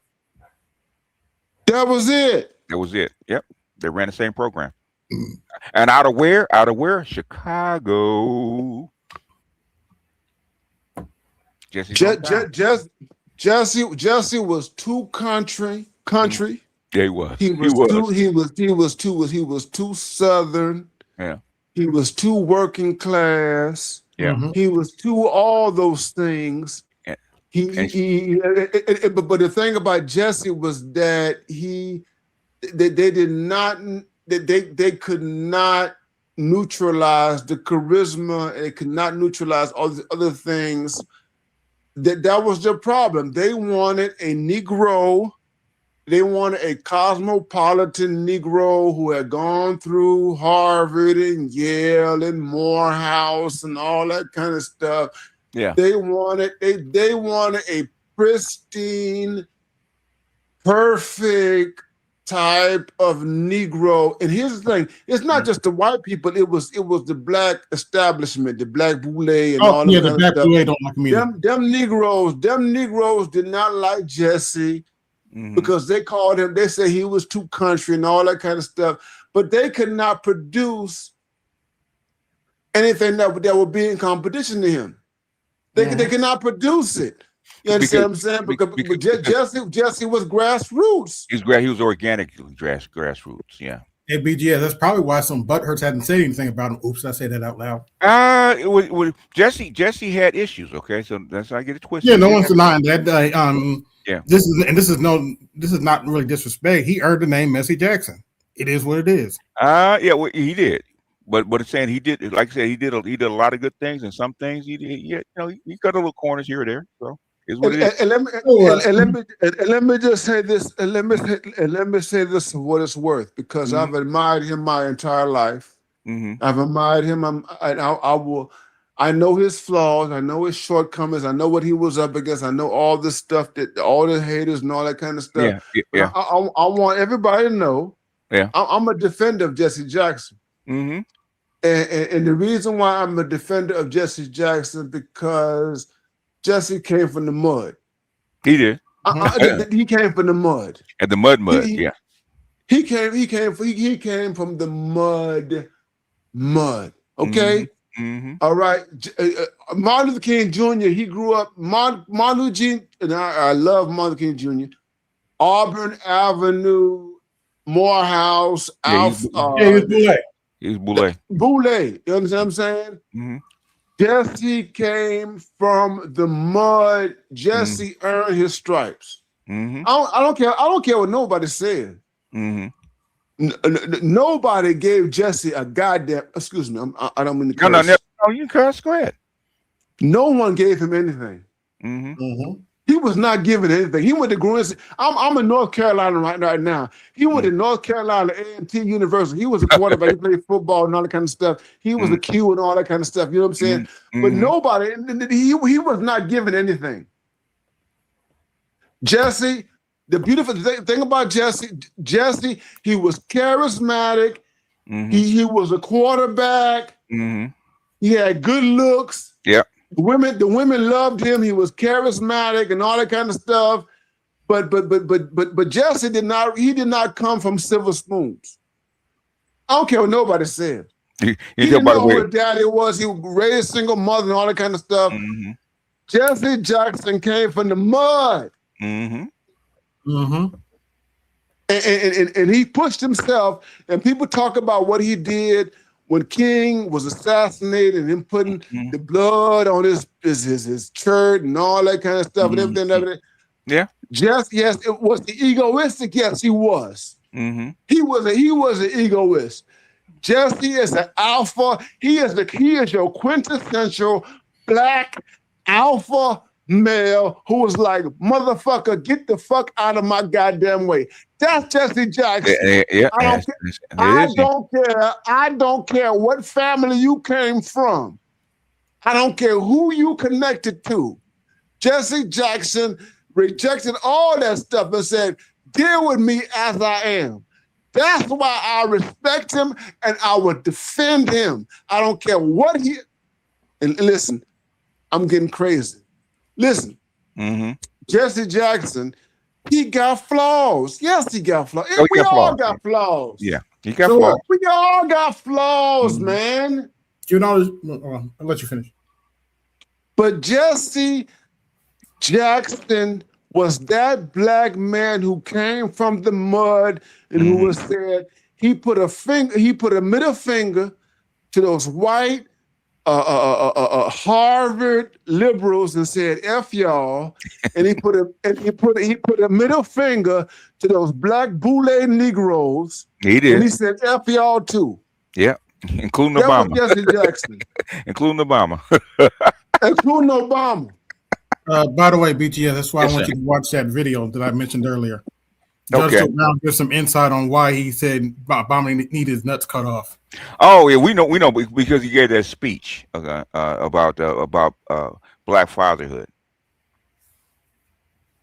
That's why. Yeah, I didn't know that. I was like, oh, that. I was around. I was in the circle, so I know. That's why I know. That's why he did it. Yeah, and that was the thing, because Obama comes around, and he is the acceptable Negro. He is. Yes. Yeah, he was. Yeah, he's basically accepted because the white people. He was the acceptable Negro. Jesse was always on the outside. He was, yeah. And the thing about Jesse was he was the thing, and he was. And when I look back in retrospect, and I've studied him intently, it's like Jesse always wanted to be an insider. Yeah, no, they would never let him in. Even with Dr. King's cohort, he was an outsider. Yeah. Jesse always wanted to be on Insider, but they did not want to let him in. No, they didn't. He always he was the thing. He was willing to play by their rules. Yes. But they did not want to let him in. Because they were saying to him, nigga, you was a country bumpkin, you was a regular ass, I'm sorry, you was a regular ass nigga, we don't want you in here and stuff.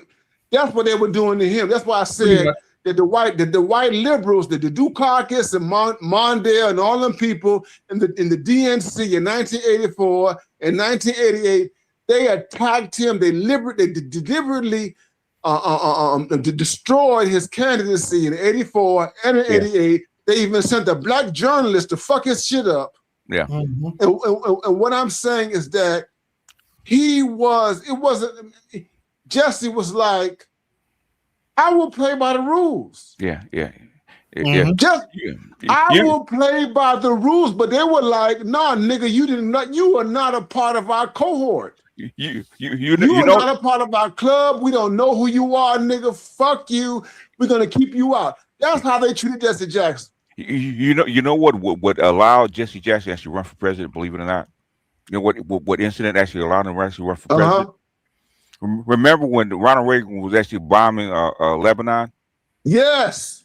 Remember when that black pilot, the black aviator got held hostage in Lebanon? And he went on, and he left the country. He went to Syria. He went to the Middle East to get them up. To get that black pilot out. Okay. Yes. That's what made Jesse Jackson popular amongst the presidential cohorts. Okay. Yes. That one thing. I went back to look. His presidential one was actually quite impressive. But that's what got his name on the ticket. Okay, got his name highlighted when he actually, because nobody else can actually do it. Right? He went over there by himself. He got that black aviator out of captivity on his word. Okay, nobody on his own word. We respect you. We'll let him go, and that's exactly what they did. And the thing about it is that he did his thing. He did that as a private citizen. As a private citizen, yeah. On his own. He did not do that as an agent of the federal government or the United States. He did that on his own. Yeah, and that's as far as presidential circles, that's what got him in. And that's why I say that. So Trump. Here's the thing, and I want you guys to hear me. There's not that when you talk about Trump and Jesse, there's the degree of separation is very few and limited and all that kind of stuff. I mean, Jesse was an outsider. Yeah, and so was Trump. And people don't want to hear this. Trump was a fucking outsider. Yes, he was. Here's the thing. He still is. That's what I said earlier. That's what I hate him. But you have to understand this is that the establishment, the establishment right, the establishment left, and liberals, they did not want a Trump because Trump was on the fucking outside. He was, yeah. He's a wild card. They don't want him, and so that's why Trump, in many respects, okay, hold your horses now. I'm gonna say this now. I want y'all to hold your horses, and I want you to. I'm gonna say this. In many respects, Trump is like a freaking honorary black man. I don't know about that, Doc. I don't know about that one, Doc. He's close. No, he's close. Let me explain. Go ahead. Let me explain. An outsider. He's an outsider. That's true. When you look at the hatred, here's the thing. When you look at the hatred towards Trump, whether it is right or left or whatever, or liberal, okay? Them jokers, Trump, and I know he's a white man. I mean, I might, easy. Yeah, he's definitely a white man. The point that I'm making is that this was someone who was aboard Trump. by both establishments. Mm-hmm. Okay? And so when I look at Jesse and all that kind of stuff, Jesse was a populist. Mm-hmm. Trump came into power as a populist. That's true. Yeah. When you look at the populist, the populists who came in, even when you look at Ross Perot, what's his name back in the 1890? What was his name? I can't remember his name. 1896. You got people coming even beyond that. William James Bryan. The original one was Andrew Jackson. Andrew Jackson. You look at Eugene Debs, people like that, or whatever. Eugene Debs is Bernie Sanders, socialist. Never get. You look at Eugene Debs. You have these, Huey Long in Louisiana or whatever, and it's like you have these people who are basically outsiders to the status quo. Yes. Okay. And the only difference is that Jesse is black and these people are white, whatever, but they still are outsiders. Yeah. Okay. And the thing is that Trump was an outsider. He was. I don't care what nobody say. He was just an outsider. Just like the Joker is in Gotham. Okay, he's an outsider, which is why they didn't want Trump in. Just an outsider. Trump is the Joker. Okay. Trump is a joke. He's an outsider. But here's the thing. So when I talk about Trump, and it's like there's a nigga element. There's a nigga element there. In terms of Trump. No. There's a nigga element there. and here's the thing, and I say that with some qualifications because I know he was white, he's rich, and all that kind of stuff. Very, very, very white and very European. Very, very, very white and very rich and all that kind of stuff. You know what I'm saying? But in terms of the level of hatred and all that, he will never deal with the consequences of the hatred that black men have dealt with. You understand what I'm saying? I would put Trump as more sophisticated Nick Fuentes. Okay, a sophisticated Nick. Yeah. So he ain't black, but he's an outsider. Okay. Yeah, he is definitely outside. But here's the thing: his outsider status does resonate with certain sectors of Black America. Yeah. Okay? Yeah. Oh yeah, of course. I do believe that. I do believe it resonates with me as a black man because I voted for the motherfucker. Okay. That's why he was able to Atlanta. Yeah. Because Trump is, even though he can be misguided, sometimes he's more pragmatic. Yes, I think that appeals to men and black men. It appeals to men. There's a masculine, there's a manly, there was a manly dimension there. Yeah. So we're talking about black men. Yeah, even though Trump does stuff that I disagree with, but the thing is, I can understand why he did it. It's pragmatic. Yeah.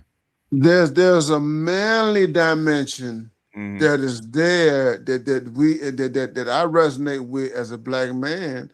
You understand that has nothing that hell, I would say it even transcends being a black man. You know what I'm saying? It's just a man. It's just some manly shit that's just damn near universal. Okay. It's about being decisive, being non-ambiguous. Yeah. No, it's either yes or no. That's it. With Trump, that's true. Very true. So that's just some sitting around here deliberating and going through a whole bunch of emotional, debates or whatever. You understand? But anyway, but to get back to what I was saying is that so Jesse was a populist. So what I'm saying is that so Jesse laid the foundation for populism. So Jesse runs in 84, 88, but let's go back to 84. He lays the groundwork for the populism that comes after him. And it doesn't care. You could talk about it. Doesn't care what political party, but I'm going to say independence. So you had Ross Perot, you had Al Buchanan, you had other people. Jesse had never held any political office at all. Period. Never. Andrew Young was mad. Andrew Young was mad because Andrew Young believed that Jesse Jackson should have ran for the Senate of the state of Illinois. Andrew Young probably was right. He should have done that first. Andrew Young was like, you should have became a senator of Illinois. Yeah. And had you run for the Senate, you would have wielded. Yeah, you would have better chances, and plus you would have wielded significant power. And guess who they use all them lessons on? Obama. Barack Obama. Because he followed the exact same course that Andrew Young laid out, and guess what happened? There you go. Yeah, is what it is. There you go. Okay. There you go. All right, Doc. All right, Doc. We'll try to get other people in. Okay. You're welcome to stay. You chime in. I'm gonna step out, man. Thank you guys, man. No, thank you. No, we appreciate you, man. And for the record, he's not part of the manosphere. So wait. No, I'm not. Pay attention. He ain't one of us. Okay. He's just stepping in and contributing. Okay. He ain't one of us. All right. For the record, no, he's not part of the Black Manosphere. Okay. Neither is Dr. T or Dr. L or Dr. Neil or any one of these people. They have doctor in front of them. Then they're actually not part of the Black Manosphere. Same thing with Dr. Thunder. We just allowed them in because we actually like them, okay? But he's not associated with us, okay? So all the rumors going around about him, no, not true. It's official. He's not part of the Black Manosphere. Anyway, Dr. Marifa or Dr. L. Yes. Yes, salute to you, sir. Yeah, and the panel. And today is a Firestar one, isn't it? Yeah. The big guns out and in the chat too. So, yeah, that was an education. I mean, I was listening very closely. Well, you know where he actually teaches at Wake Forest and which is near Ivy and especially is political science and in philosophy. So, oh yes, yeah, I had a look, and yeah, it's always good to be in that sort of similar space. And thanks for convening, I guess. Hey, if I get an opportunity to listen to people that are in the know, I listen. I sit down and I get my pen out and start writing. So it's like, okay, I'm taking notes. Absolutely. But yeah, just a bit of a segue. Yes, just finished a mad rush across, Munich and Davos, and then we had to run through there's a head of state summit, African Union head of state summit. So it's been quite a hectic one. And then of course we have the WrestleMania 2026 just about to start in the Gulf. So I hope that America and the Western are not this stupid, okay? But I'm not hoping out. I'm not holding out any faith in them. Okay, I've lost faith in the West. I don't like it when they wrestle in Saudi Arabia. They cover the. Let me shut up. It's they cover the women up. I'm just saying. No. What? I don't like it when they wrestle over in Saudi Arabia. That's part of their religion. So I know. And the women, there's a whole reason behind Sharia law and that kind of stuff that goes back decades. Actually, protection for women. Believe it or not. Yes, the pure form of protects women. Yes. It was. Guess what? The film is actually calling for the exact same thing. Okay. Protection. Don't objectify us and don't approach us like that. Blah blah. All the same things. Basis for females. Yeah. Well, if you really want that, you have to do some Sharia law. I'm just saying, because the modern feminists are actually asking for Sharia law. They just don't know it. Yeah, I mean, you'll put a bikini on. They looking at you. They want to blend the two things. They actually want freedom and protection. You can't have both. Okay. But anyway, Dr. Go ahead. No, yeah, I mean, it's just that whole situation of It's funny, when they talk about this whole thing, and it's a shtick that's often used in the Eastern cultures, isn't it? Yeah. About this, but then the rebuttal is always, well, why don't you say something about your nuns then, or about the chosen people, because they also up. If you go to Jerusalem or whatever, you see a lot of that. But that's always the shtick, and there's no response. And it's like, oh, well, no, it's not about that. It's about this and that. And, Christian, European, Judeo-Christian values, and which somehow became universal and all that stuff. So, with the inner history, so they try to be universal. Yes, and that was the thing that was particularly interesting with the Munich, because I had a friend who was doing 2 panels, so that's why I was there. I thought Davos was a one-off, but I think, my God, these people are 100% serious about this kind of stuff. Oh yeah, the chips are in, right? Yeah, they're putting the chips in. And remember 2 years ago, just after the ATACMS were launched, right? Yeah. In Russia, we had a chat, and I was talking about a cabal of political, some military leaders as well in the West, in particular, who have moved, who think the concept of MAD, mutually assured destruction, is antiquated, and they believe they are now in this world of, they call it WNW, which is winnable nuclear war. So in principle, it's not formalized as a doctrine, but in principle, there's an increasing consensus around that. And so now, 2 years later, that discussion is starting to become more public. You know what? They thought the same thing in '99 with the Glass-Steagall Act, Banking Act. Okay. Yeah. And guess what happened 10 years later? Exactly. These things are in place for a reason. Okay. Yes, the people who put these things are not stupid. Yeah.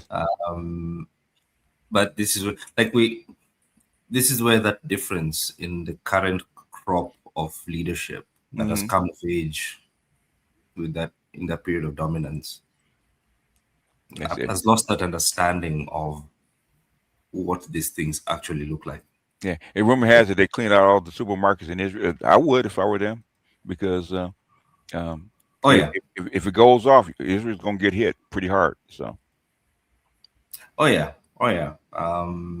It's like playing with matchsticks with these things. Sometimes, and this is the big risk at the moment. Having our sideline chats.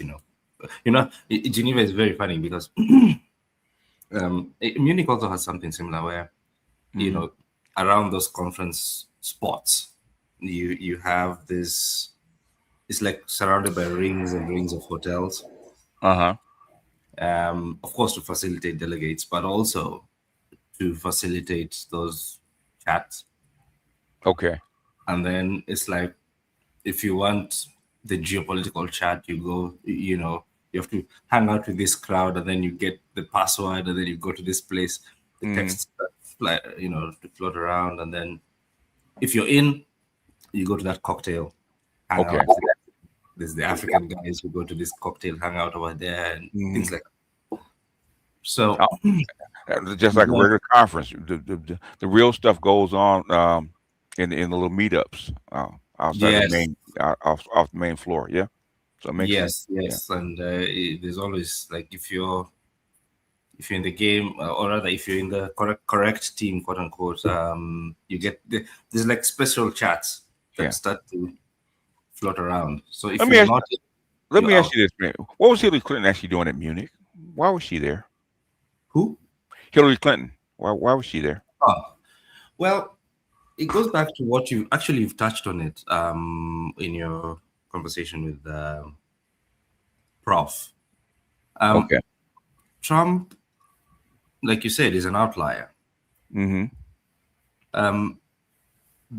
fact, the people surround him in terms of his decision making, establishment people, are very much those transatlantic establishment people. Mhm. And the Clintons are pretty much the epitome of that. They still have a lot of sway in pushing policy in Europe Okay. and mainstream policy in the security state and the deep state within the United States. Mm-hmm. Yeah, that's why I said the Democrat Party will never change as long as they're around. Yes. So Clinton has her own constituency, and the point was to try and push Europe Mm-hmm. and sabotage Trump. Ukraine. Oh, okay. Okay. That was a main thing, because her pet project is not Iran really. It's Ukraine. Okay. She's very much just like Victoria Nuland. They're still there. Mm-hmm. Sorry, they're still there. But the whole point was to mobilize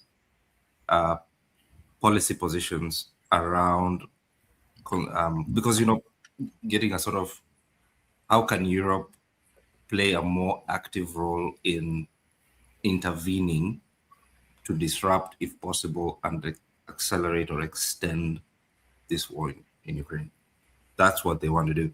And ultimately, she was lobbying for starting to deploy serious. When I say serious, I mean like Western European military personnel. Mm-hmm. Yeah. As a sort of, what do you call it? The Hail Mary? Yes. The Hail Mary pass that would completely change the direction of decision making in Moscow and Washington. That makes sense. So that's why she was pushing that stuff. And she has a lot of people who are in favor. Like the London establishment is very Clintonite. She's like the Tony Blair. She's like Tony Blair at this point. Yeah. Yeah, she is. You don't see them. So these professorships in Columbia are very good, actually. Screens that one can use, and I know because of that. Well, that yeah. Where Barack Obama go to college, okay, Columbia, and then Harvard. Yeah. Yeah, but also when you get these positions, they give you a lot of flexibility to move in between. Flexibility and access to move in between different decision-making spaces. Mm-hmm. Because you have the name recognition personally, so she has it. Yeah. Because of the power she commands. There's the institutional name recognition, so Columbia, Oxbridge, etc. Mm-hmm. They're very good at accessing other heads of state, influencing things here and there. They're very good at convening those. They're like concierge institutions. And three, you can actually start to stovepipe, which is this concept where if BGS, you're the head of state, okay, you only know what you know. Right. So you're heavily reliant on whether it's your intelligence, your policy teams, etc., to process, distill information for you. So how that information is framed, and it will determine how you understand a particular problem. That's true. So, yeah, very, very much so. Yes. So if you can get into that, you can pretty much determine what the president sees and does not see. So, yeah.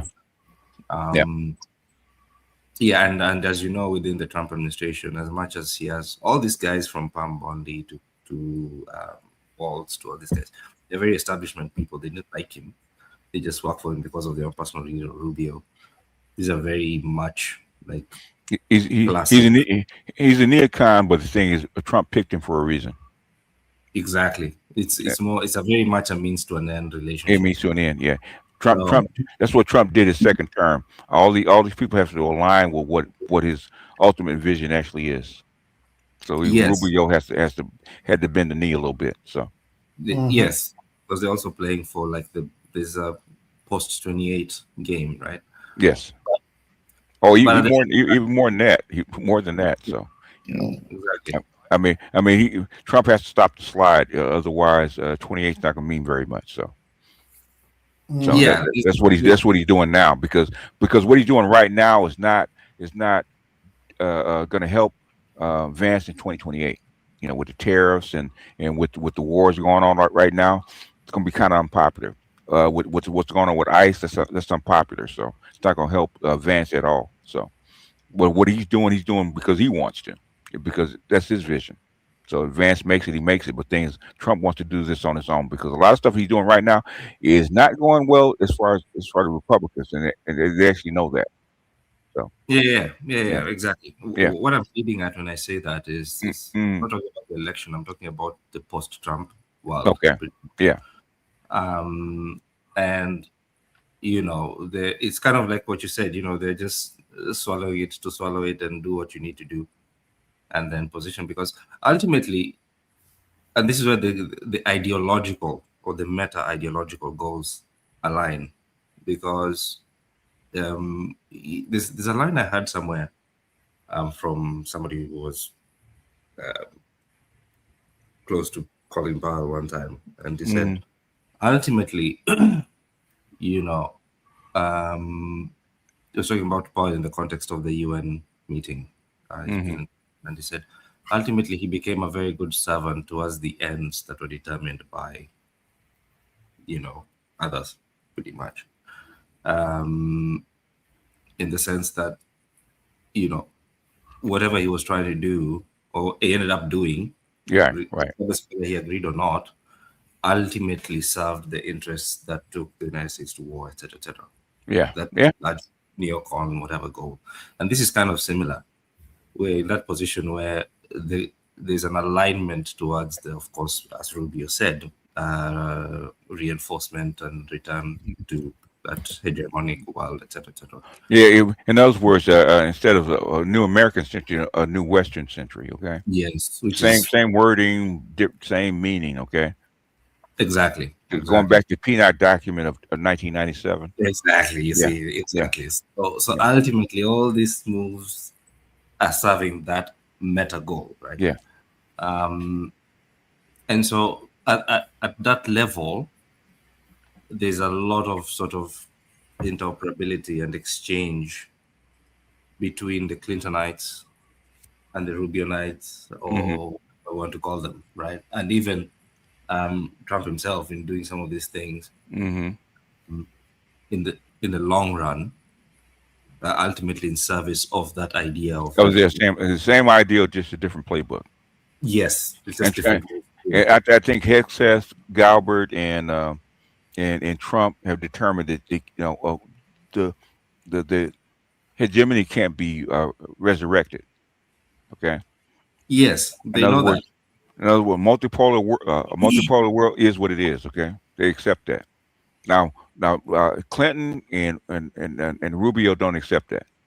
We can still pull the victory out of the jaws of the defeat. Okay. Exactly, and that's the frustration, because the people like Gabbard, Massey, MTG, who are even Vance himself in a way. Yeah, they're realists. Yeah, they're being drowned out by that sort of machine. It's a huge machine that has all these links across the Atlantic in particular. So big money, private, public money. There's all sorts of intersections in there. The Eric Princes of this world. That's why he spends all this time pretty much in Seychelles nowadays, and all that. So I mean, but going back to your question, yes, they don't like each other personally. Of course, they don't. But ultimately, this is about that sort of. It's all about contained Russia strategy, or that strategy on Iran. I forget what it's called. The 2009 one, or contained China strategy. They're all unified by that ideology. It's almost like a religion in and of itself. It is. Madeleine Albright, when she said, America is the tallest country that sees farthest, etc., etc. The shining city on the hill. The Ronald Reagan stuff, yeah. So this idea is like, and I kind of understand it to some extent, because as you know, when you look at the behavior of human beings, human societies, particularly when you have these first principle beliefs, whether it's religion, etc. And if you append that all of a sudden, people's identities are attached, national identities are attached to this project. Mm-hmm. And the ideas of this exceptionalism and tied to that, this is what was being discussed, in the side chats, about this idea of maintaining, reinforcing. They're not even saying maintaining. They look at this as an aberration, as a bunch of folks like rebel leaders, starting an insurrection in some corner. All you have to do is just slap them. I mean, this is the psychological position. Of course, it's much bigger than that, but this is how they're interpreting what's going on, right? And so all we have to do is to basically remind them of this manifest destiny of exceptionalism. Yep. I thought it was dead, but but guess what? It's very much so alive. Still with us. Yes, exactly. And you can go all the way back to Woodrow Wilson when he was talking about, being this light of democracy, and positioning the United States as this global leader, the exceptional nation at the World War I. So all these ideas, you're talking about over a century of ideology, in effect, that is very much at the core of the decision-making space, and it's seeped into the populace. So how many times do you walk around the streets and hear, "Oh, we're the land or we're the leaders of the free world," whatever that means? If the Roman citizens did not want to give up their position in the Roman Empire, okay, because they're at the top of the hill, top of the pyramid, nobody wants to slide down. Exactly, in the Roman Empire. Yeah, right? And that's where we are. So of course, yes, even black people don't want to slide down that hill. Much as they complain about it. Yeah. What I'm saying is that idea has gone all across the social strata, right, from the top to the bottom, right? It makes sense. I understand it.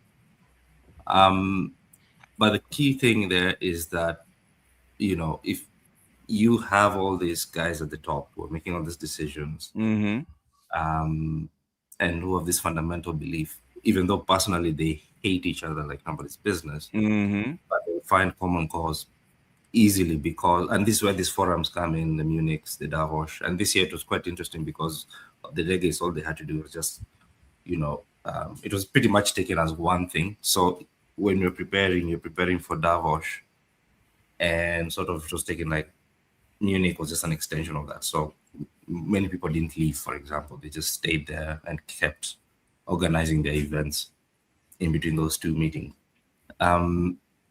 And that was the entire conversation. Like, how do we reassert and remind this yellow folks and this and the black folks and stuff like that. Ubermensch, right? Yes, sir.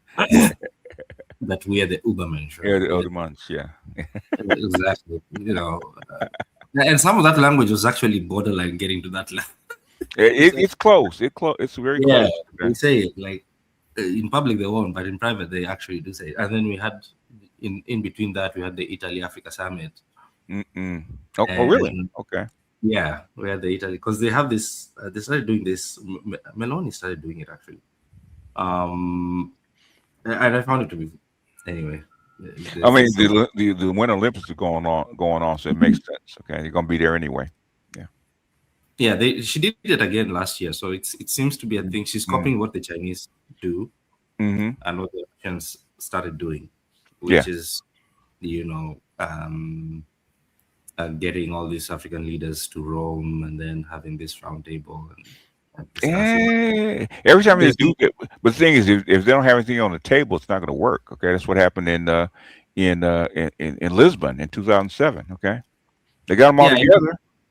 And he gave them a package. Said, "We don't want to accept this crap. Okay, we got a better deal someplace else." Okay. Yeah, I know that, but that's the whole point of why I was asking one of my colleagues like, why do you even bother going? Especially Italy now, like you're not gonna get You got to make appearances. That's why. Okay, that's why they're going. That's You, all gotta, it is. you have to look that you're willing to listen. Just much like Iran is going to it's doing peace talks, right? Well, I understand that, but I actually disagree with that. Okay, go ahead. Go ahead. Because first of all, there's no legacy of doing it. Okay.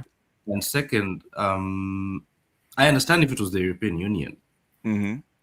However, when it comes to Italy, the format that they're trying to do it, in terms of the format they've adopted, and this is a personal initiative of Meloni. So, the position where Africa should, ideally thinks it is, does not require them to do that. True. There's no history. Like for example, if it is the FOCA, okay, equivalent, that one, like, I'd say yes, absolutely. Okay.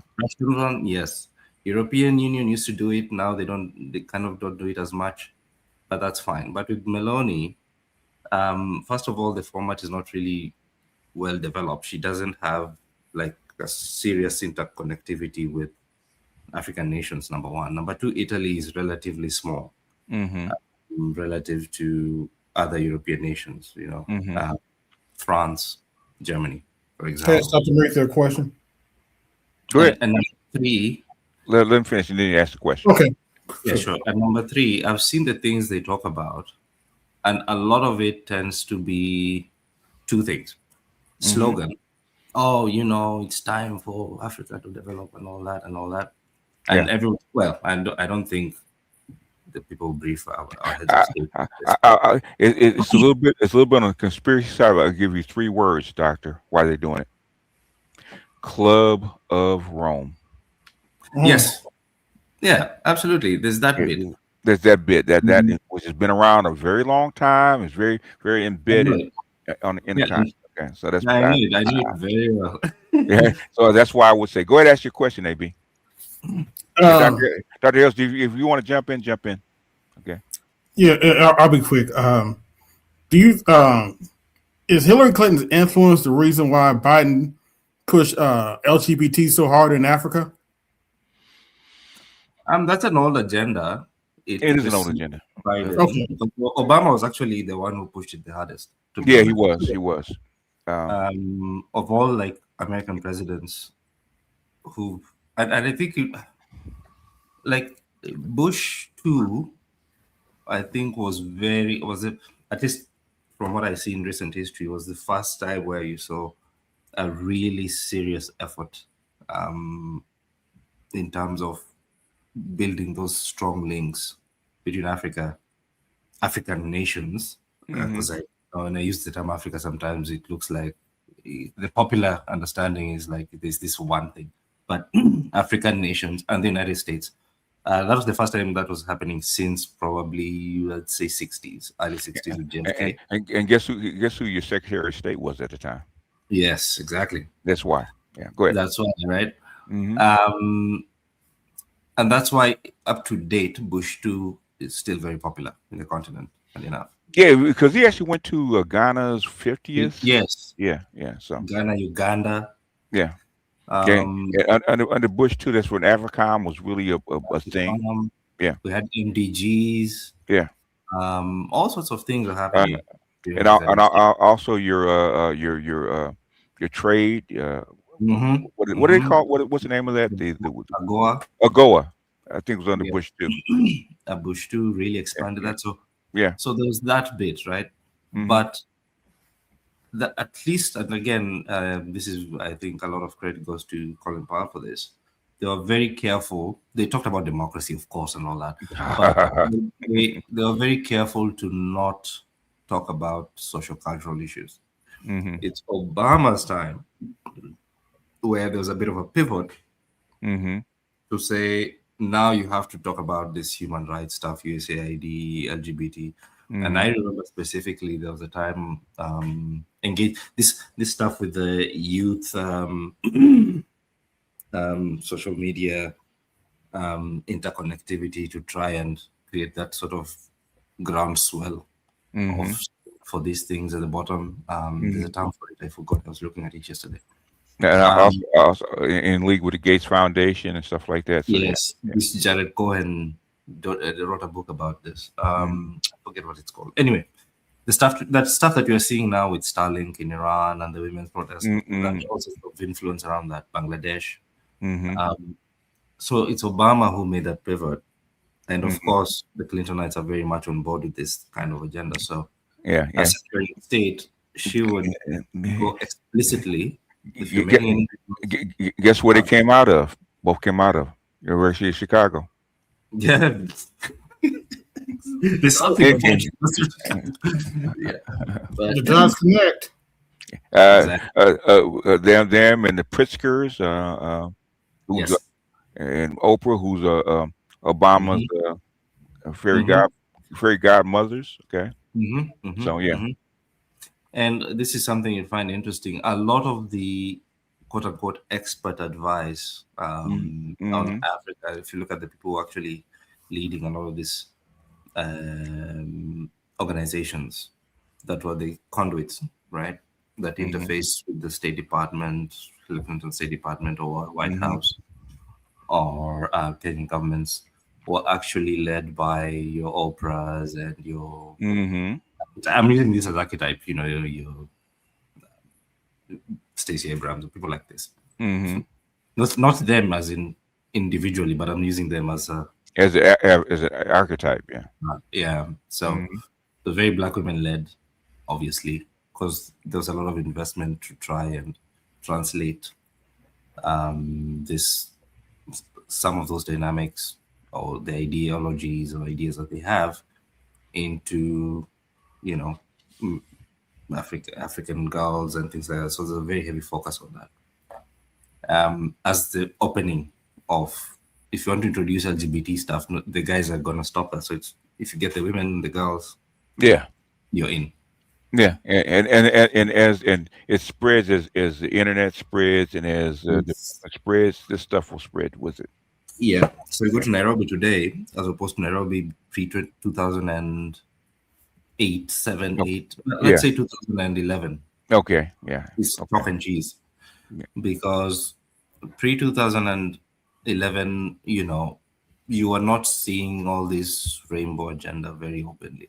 Now, it's all that investment, has led to this shift in urban culture, particularly Nairobi. South Africa is a little bit different, but Nairobi is actually a very interesting test case because you can see how that sort of urban culture has moved over the years. And it is the Obama administration that actually was the pivot point. And then the Bidens tried to just accelerate it and put more pressure. Because they know if you want to, it's very easy to capture this government. All you have to do is just pull up that debt card. Oh yeah. Right amount of money. Yeah, somebody's gonna take your money. Yeah, or just say, hey, listen, how much do you owe us again? The Paris Club stuff. Oh yeah, the Paris Club and the Club of Rome, people like that. Yeah, and the Gates Foundation and the USAID and Yeah, so they say, okay, we want Bill Gates to write your education curriculum and your health care programs. Those three: education, healthcare, and social programs. So this agenda and things like that. Those are the three big ones that they focus on. So Bill Gates has almost total control over healthcare policy, education. I think these aspects of it, curriculum aspects, come from England. Actually, the place, actual specific department, and a lot of the social programs come from like your Samantha Powers and people like that. Oh yeah, the neocon agenda, yes sir. Exactly. Global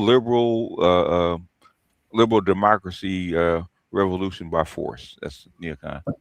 Exactly. Exactly. So that's where as much as Clinton, in terms of she's out of it in terms of being, let's say, a presidential candidate or something like that, but she has a lot of influence when you go to this second, third tier stuff where all these other levels exist.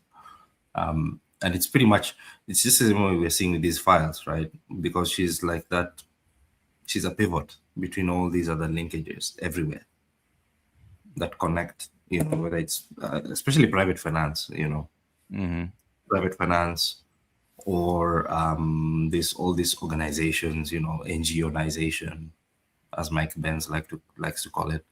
All these things are very much in her purse, so they can move quite easily in terms of moving governments in Europe, right? Which are very much within that sort of, especially now, if I'd say they'd be pretty much within that establishment Democrat side.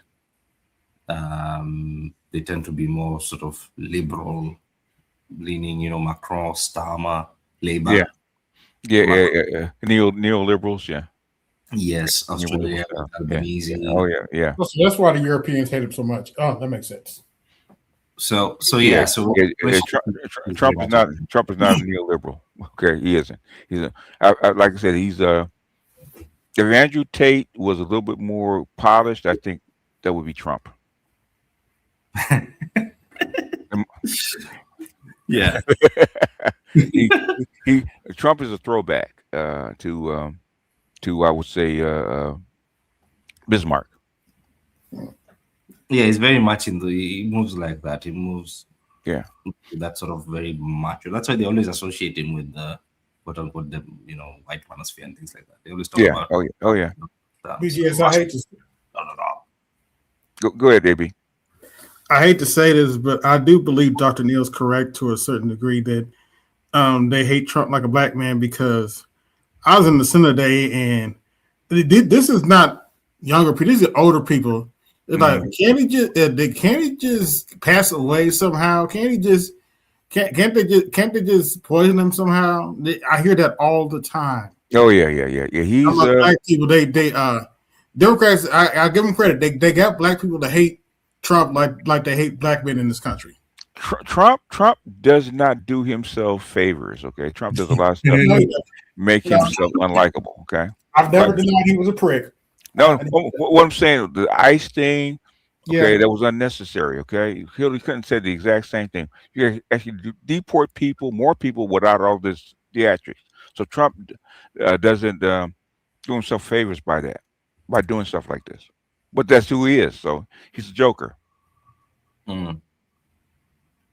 Exactly. So that's where now the Clintonites, they're very much at home when they go to Europe. Oh yeah. Or they go to, I forget the name of this place. Around Goldman, where the Goldman Sachs people and Jamie Dimons hang out. Oh yeah. Very much at home in those spaces. So there Jamie Dimon would not exist without the Clintonites. So exactly. So for our point in Europe was to go and put pressure on. Not put pressure, but reinforce the European position.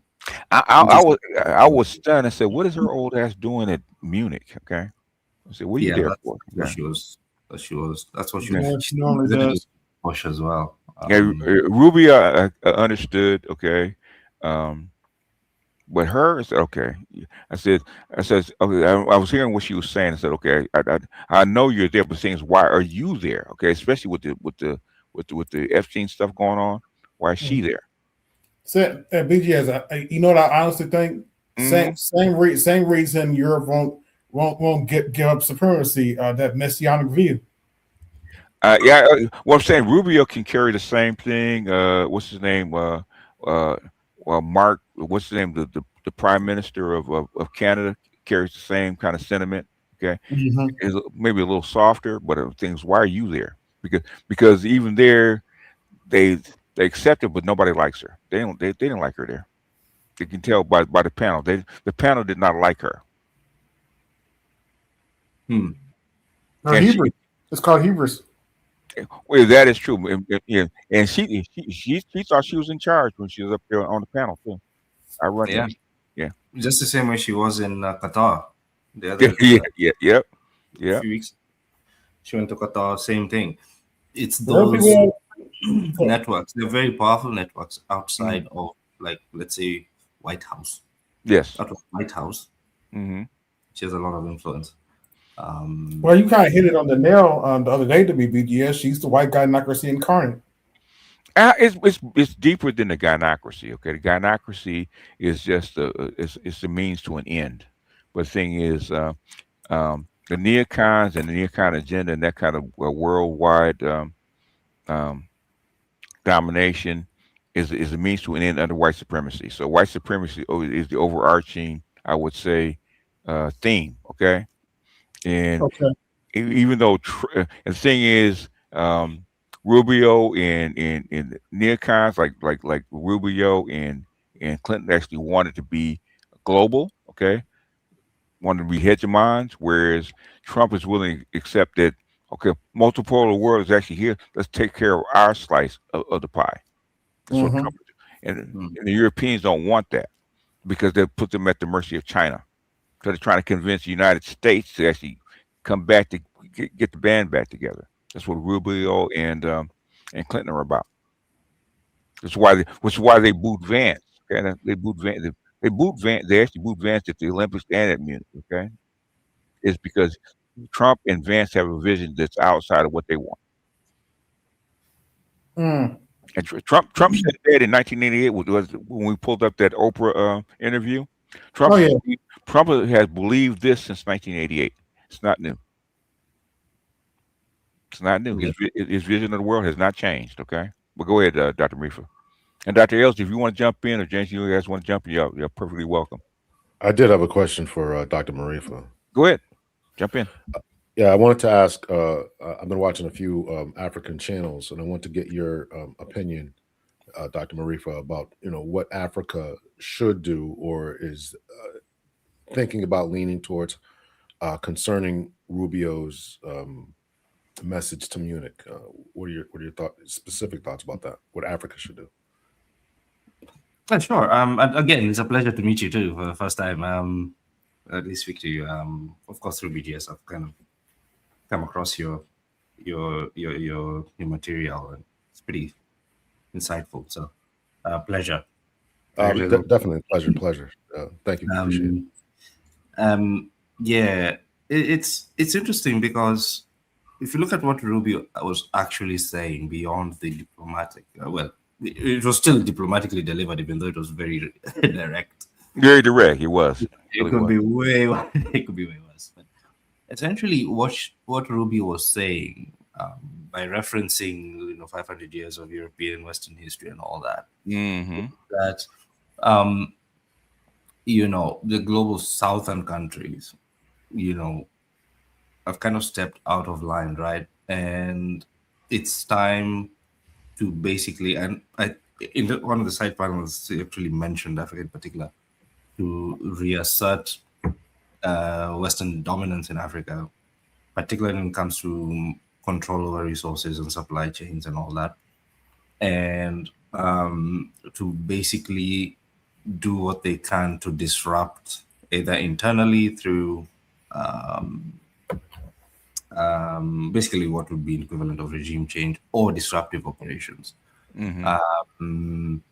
or through all sorts of like pressures, financial pressures, etc., to disrupt any move towards getting out of the plantation, if that makes sense. So that's what is effectively he was saying, and he was trying to put Europe on blast by saying you guys are being too soft. That's why he used the terms like the situation that the West finds itself in is a situation out of choice. So we can choose to so the agencies on there. That's what he was communicating. And unfortunately, a lot of, because, there's a benefit of actually moving straight from Munich to the African Union Summit. Or at least, because those two occurred very close together. So Davos, African Union Summit, Munich. And it seemed like that particular message hadn't registered properly. So a lot of the people, the policy advisors, etc., were either did not appreciate the depth of what he was trying to say in terms of saying, oh, okay, so basically it means we're in the chopping block, which they should know anyway. Or they just assume that, well, this is Trump. And that's where the sort of risk is, because everything is just directed towards it's just Trump, right? Mm-hmm. So it's almost like the TDS thing, right? Where everything is associated with this one person, but they don't understand that there's a much bigger picture. And then I know why they don't understand it is because, in terms of global thinking, geopolitical shift, there's still a huge capacity gap, even amongst those at the top of African leadership. So there's that message hasn't registered properly. However, there's a slight, let's say, silver lining in the sense that because there's that blind spot, they don't feel that there's an urgent necessity to depart from what they're doing in relation to relations with China or Russia, etc. So they still keep doing those things anyway, right? Mm-hmm. It's almost like a slight benefit of I don't know. I don't have to react to it as much because I'm just focused on what I know, like my worldview and etc. So, but the danger of moving at that sort of casual pace is that they don't understand that the speed of change and the stakes have gone up significantly. And this was one of the things I had in a summit last year. I convened a summit and they had like a few heads of state. And I posed the question to them around agency and acceleration of moves to secure as much capability and agency as possible. Pretty much what the Burkina Faso guys did, or the Sahel guys did. Although theirs it's a good case study, but it's very particular. And you got the sense that we didn't have a clear idea of what that actually looks like beyond the slogans of Africa needs, Africa rising, Africa this, and Africa that. Right, those slogans, which are nice, but they don't mean much. Very true. Yeah, and I got the looks. Somebody actually never told me you're not a Pan-Africanist, and I said, yeah, I've been told. Okay, let's put it that way. I know what you mean. Okay, exactly. Get out of my life, Dr. Marifa. Hey, it's your fault. We are just drones. All right, Ashley Jeffrey, stop. I got my fire stones. Don't mess with me. And my Toyota Land Cruiser. Yeah, but go ahead. Go ahead. Anyway, so I got the sense that we didn't have a clear idea of what that means and how to go about it. Even though the strategies, were pretty clearly laid out, like this is what you need to do. Mm-hmm.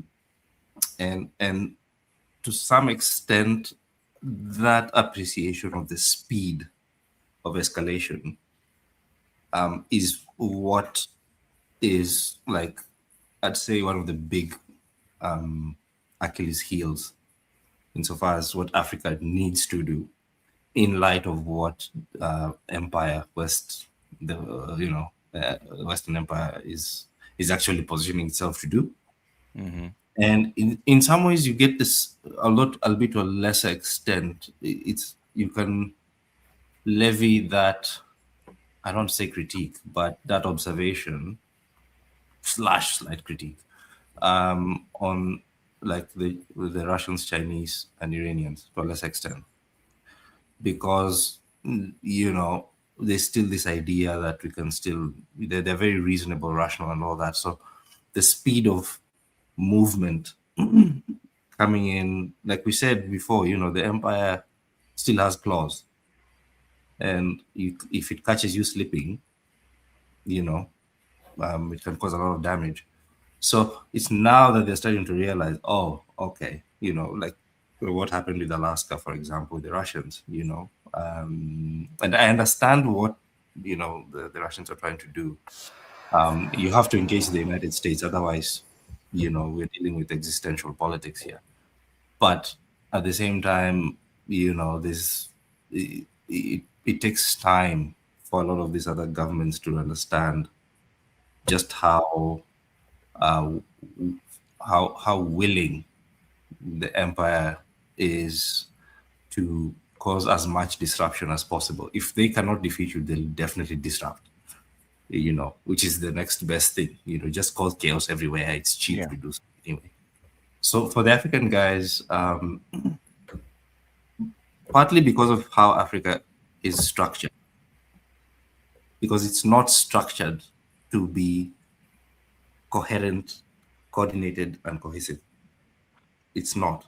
So if you go to North Africa and Sub-Saharan Africa are like two different Africas. They are, yeah. And then Sahel Africa and Sub-Saharan Africa, two different Africas. East and West, two different. They're very different, which is the natural state of the continent anyway, right? Yeah. So unless you have like a very, very high level of very tight coordination, which is very difficult to construct, you kind of operating slightly below the behind the start line. So, and that hasn't sunk in yet. That everybody is moving on the continent. The Middle Eastern guys or the middle powers are moving in the continent. Let's put it that way. Yeah, particularly Turkey, UAE, Saudi Arabia. Yeah. They are moving at a very fast pace. That Italy summit, in part, that's what Meloni is trying to do, because also she's trying to control for demographics. So I understand it from Meloni's side, because Italy is just right across, and if they know the population boom, so they're trying to control for that. So is it a new scramble for Africa? Oh, 100%, big time. Okay. But it's catching a lot of the African leadership asleep at the wheel. Yeah, well, you know what? It is kind of unexpected, because it just happened. If it wasn't for Ukraine, it probably wouldn't happen this fast. But it is what it is. It is what it is, exactly. So probably going back to your question, what should they do?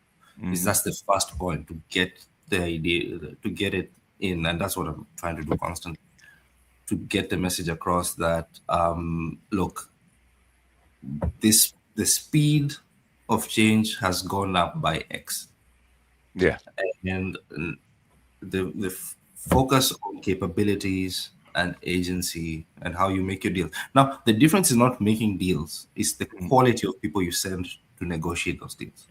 That's true. So countries that are moving fastest in the continent are those countries that have the highest capabilities, and the countries that are politically more, I don't want to say sane, but more, they have their heads fairly well put together. Those are the countries that are moving the fastest.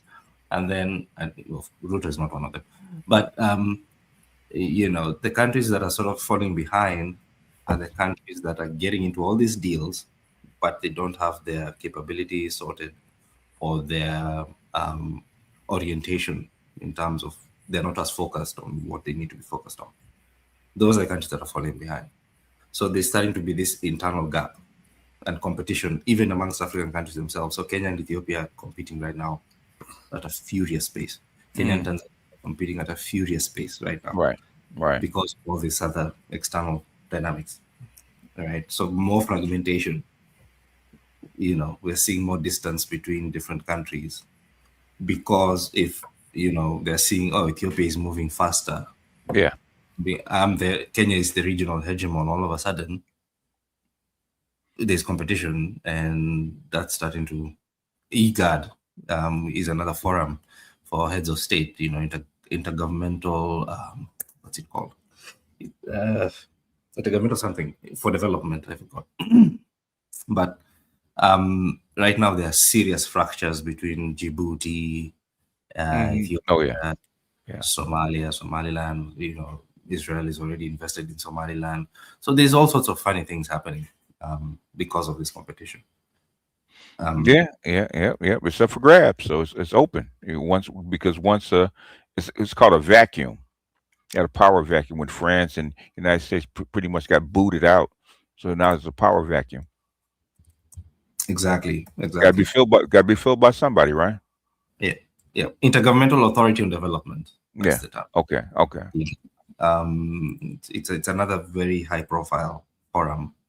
But yeah, so in terms of what they should do is get those capability sorted and orientation sorted. But that's a whole other discussion of how to even get that. How to get that. And they got to do it fast before they run out of money and power, because the clock is ticking, and especially with Israel, it's ticking. Yes, and actually you raise a very good point, because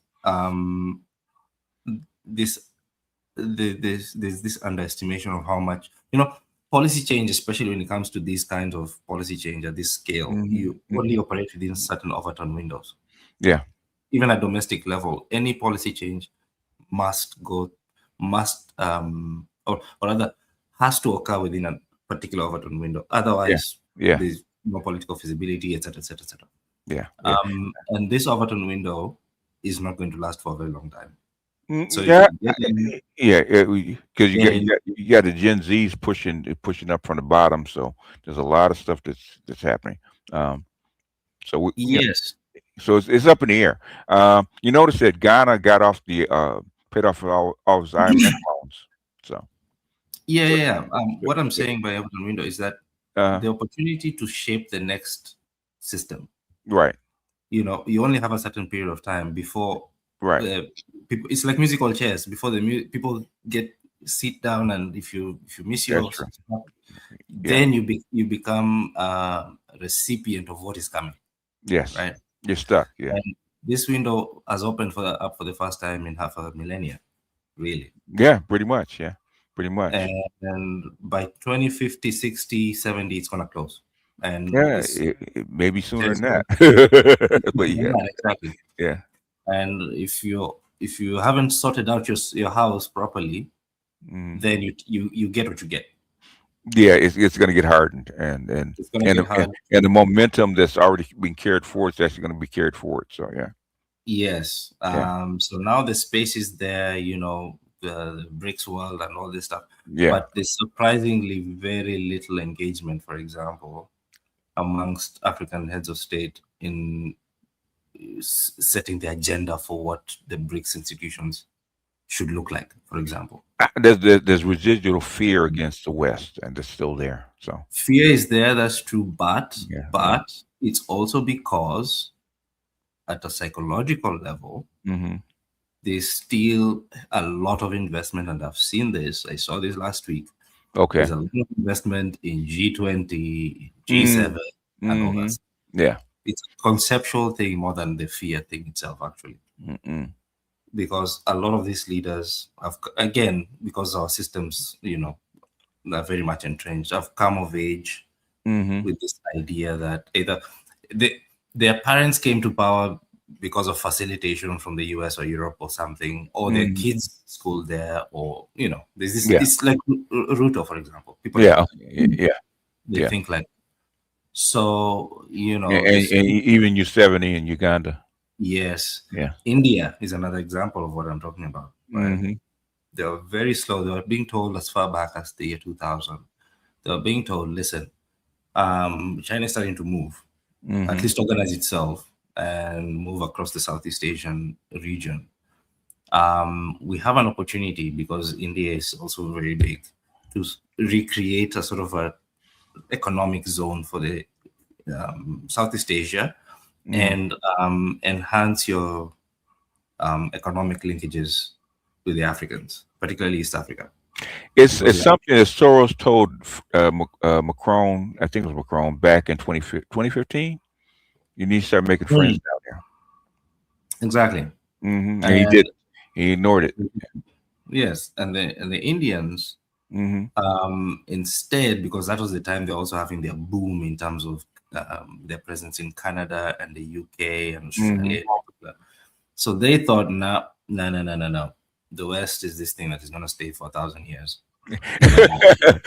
Hey, AB, who does that sound like?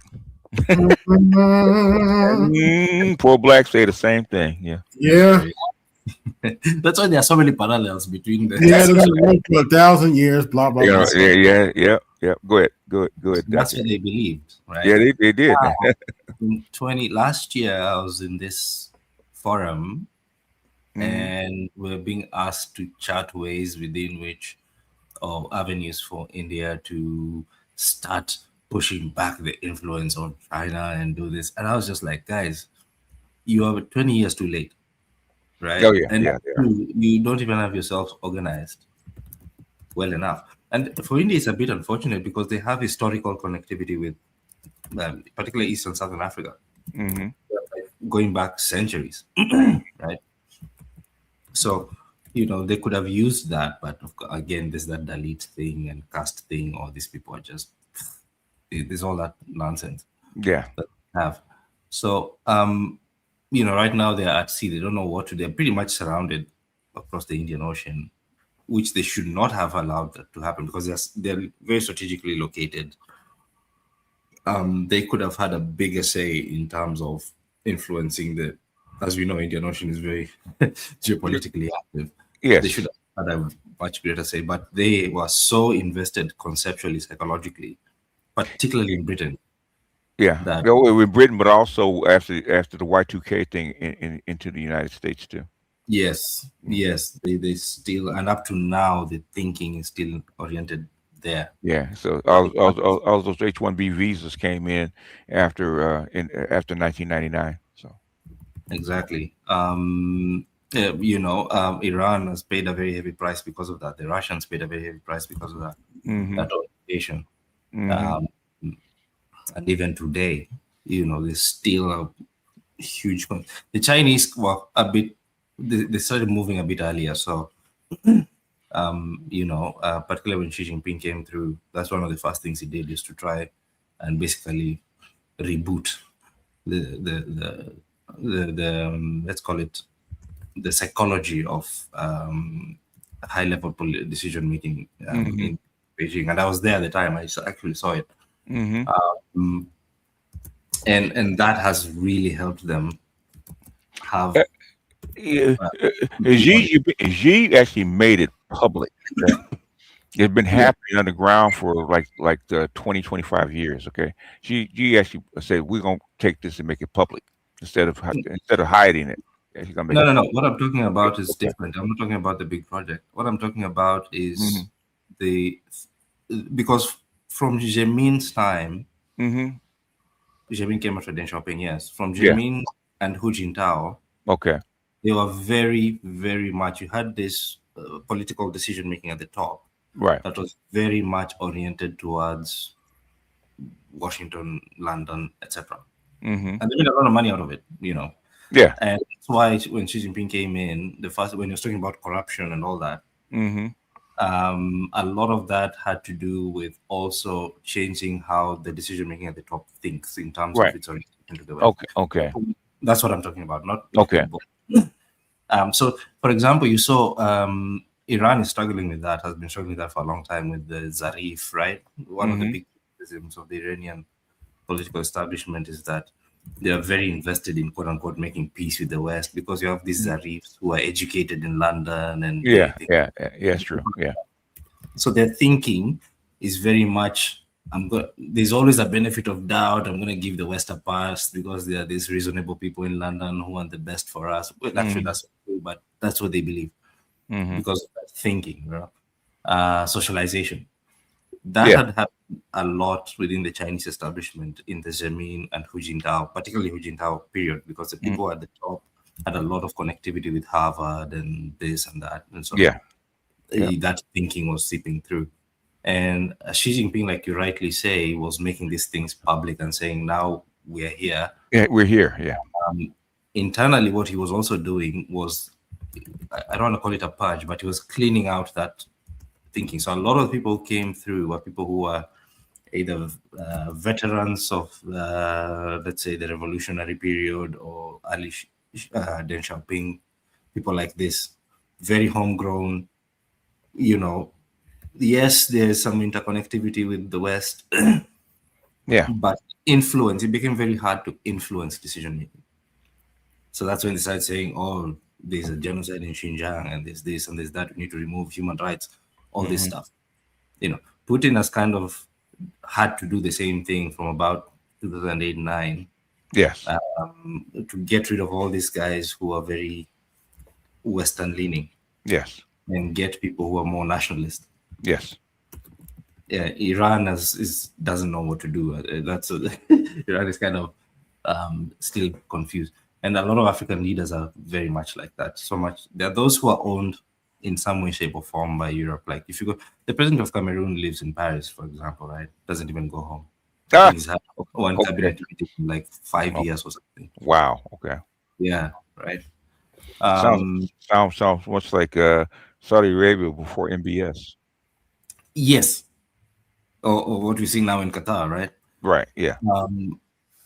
And then their kids live in London, live in this, that, you know, their friends, that whole cohort just things in this one direction. Yeah, so yeah. it's very hard to. Yeah, I'll go back and watch the movie Syriana. Okay. Exactly. What he's talking about is exactly what he's talking about. Okay. Exactly what he's talking about. Yeah. Yes, and I know this because I'm going to say where, but you know, some of the people I interact with, you know, they're retired now, but they're fascinating people because a lot of these people, for example, used to work in the, let's say, colonial government, British colonial government, during the governorship of what is his name? This guy who said the wind of change speech. Anyway, the late 50s. Okay. That was the time when, you know, this whole independence movement started up, right? I mean, not started, but was actually, you know, crystallizing into like serious form, you know, preparing just for independence, 1960, all these African governments. Oh, yeah. A lot of countries were, quote unquote, getting independence. Yeah, post World War II. Yeah. Yes. So a lot of that was happening in the late 50s, right? And what they did, so what these guys used to do, and same strategies even today, is the way they handpicked. Remember, we had that conversation about Jomo Kenyatta, right? Yes. They would handpick different figures and say, hey, BGS, Dr. L, these are potentially, you know, BGS could be the. Looks like he has the bona fides to be the president of Kenya. Dr. L right. has the bona fides to be the president of Uganda or Tanzania. Okay. Yeah. But they don't know like the nitty gritties because you're still, you know what you know. Yeah. So I'll bring you over to London and later Washington, particularly the early years of JFK's government. Bring you to Washington, get to meet all these guys, you know, have a chat with Robert Kennedy and all the funders and what is the other, King. Yeah. People like that. And then we'll sign you up on this course in Harvard on administration and government and this and that. So you literally shape the thinking. And because, again, there was that, you know, as much as a lot of these leaders were saying we want to be independent, but the model of what independence looks like was modeled after Europe. Post-Marshall Plan Europe and the United States. So, you know, it's like the OODA loop in the intelligence circles. You know, you're in the decision-making space.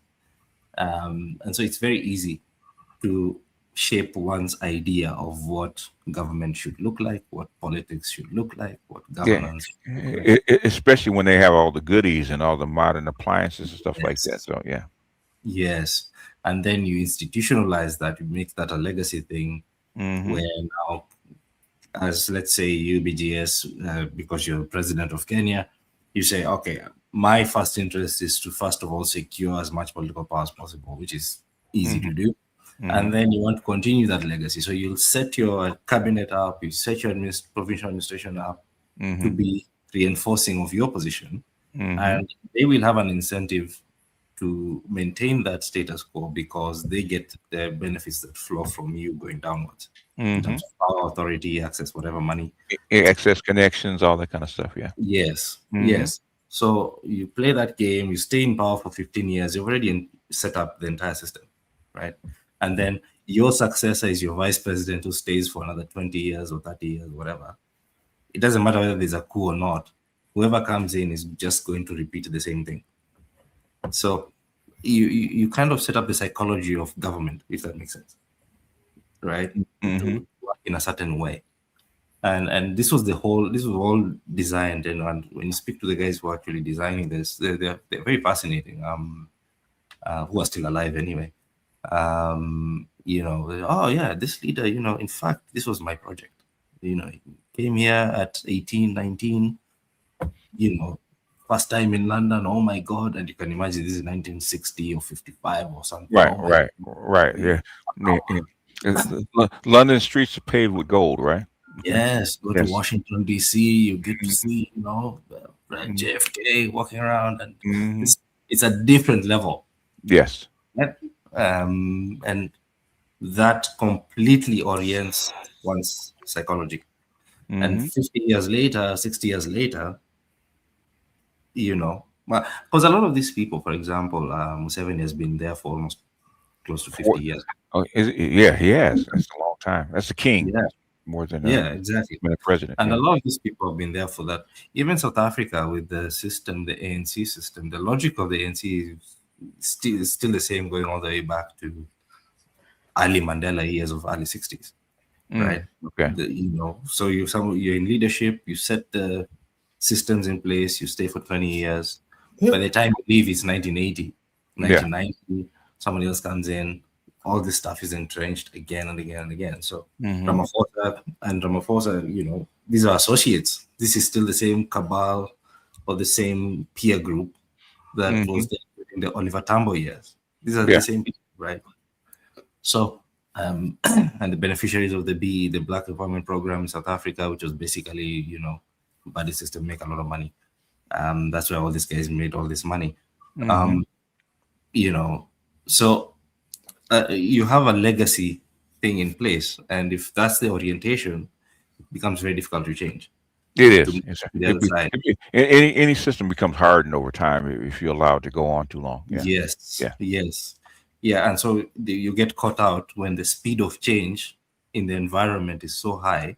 Yes. Like what we're seeing, the geopolitical environment and geoeconomic environment, it becomes very hard to even understand to really understand what the implications of those changes actually are. Because I was telling, and it's still my fight even now. Not fight, well, kind of like a fight. I still keep asking these guys. I still have to convince people in the continent about the need to get in early and start writing the next rules for, let's say, the BRICS trading system, because it's not yet fully formed. No, it's very new. Yeah. Say your piece. Get in, write your line there, you know. I still have to convince people, this thing, you have to get in. You don't know about global trade. Okay, learn it. Get it there. Say something, even if it's like, okay, put here justice or whatever it is, just say something.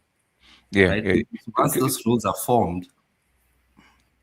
Yeah, because even the Red Wooden system, it took 8 years to implement. Yeah. Yes. So get in now. Because now there's actually a seat for you if you want it. Yes. Now organize an agenda.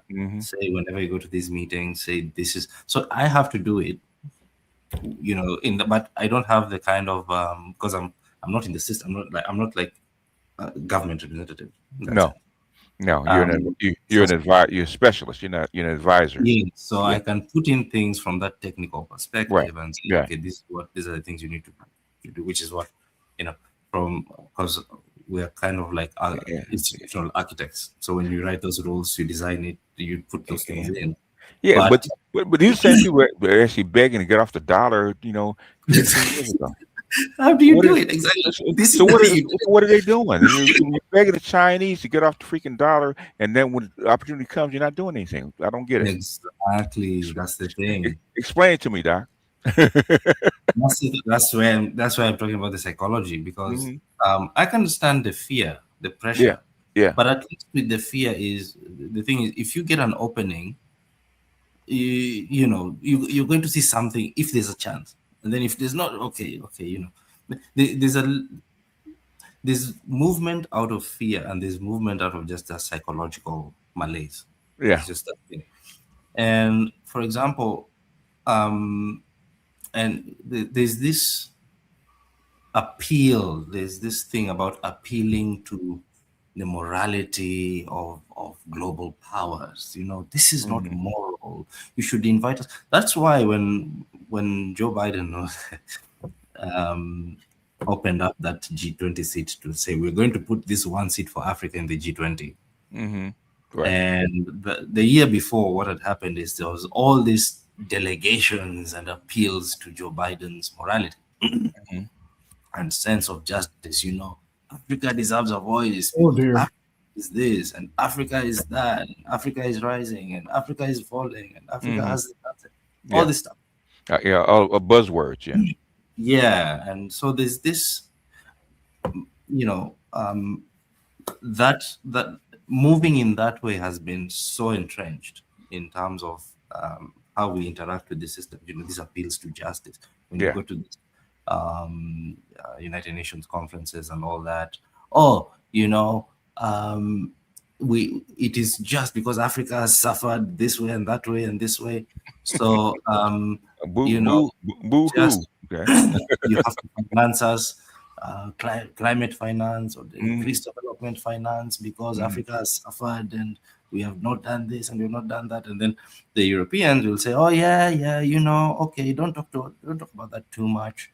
Don't talk about the structural things. Yeah, you can talk about how you suffered and how we can, but we pledge in principle to give you $100 billion every year, in principle. Yeah. But let's not talk about the details. Let's just say that and then make that declaration. For $1 a day, you can feed an African child too. So. Oh yeah. So basically. Yeah. Go ahead, AB. So basically, after all that complaint about getting off the dollar a day, still can't get off the dollar, huh? You know what? I think they thought it would never really happen. Okay. And it's catching them off guard.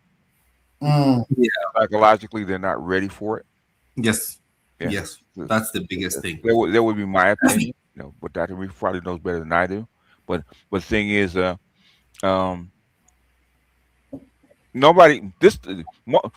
If it wasn't with Ukraine, this stuff came out of the blue. I mean, like all of a sudden, boom, it just happened. Okay. And nobody was actually ready. White people were not ready for this. Okay. Yeah. Let alone the Africans. Nobody's actually ready for this. Oh shit! They don't have enough bullets. Really? Oh, they don't have enough money either. Wow. Yeah. That's what they said. Wait a minute. Is that barn door open? Should we run out the gate, out the barn door, or what? Or stay in? Interesting. Okay. So I think it caught a lot of people off guard, including me. I think white people were actually this stupid. But the thing is, I said they're actually going to do this. Okay. And they did it.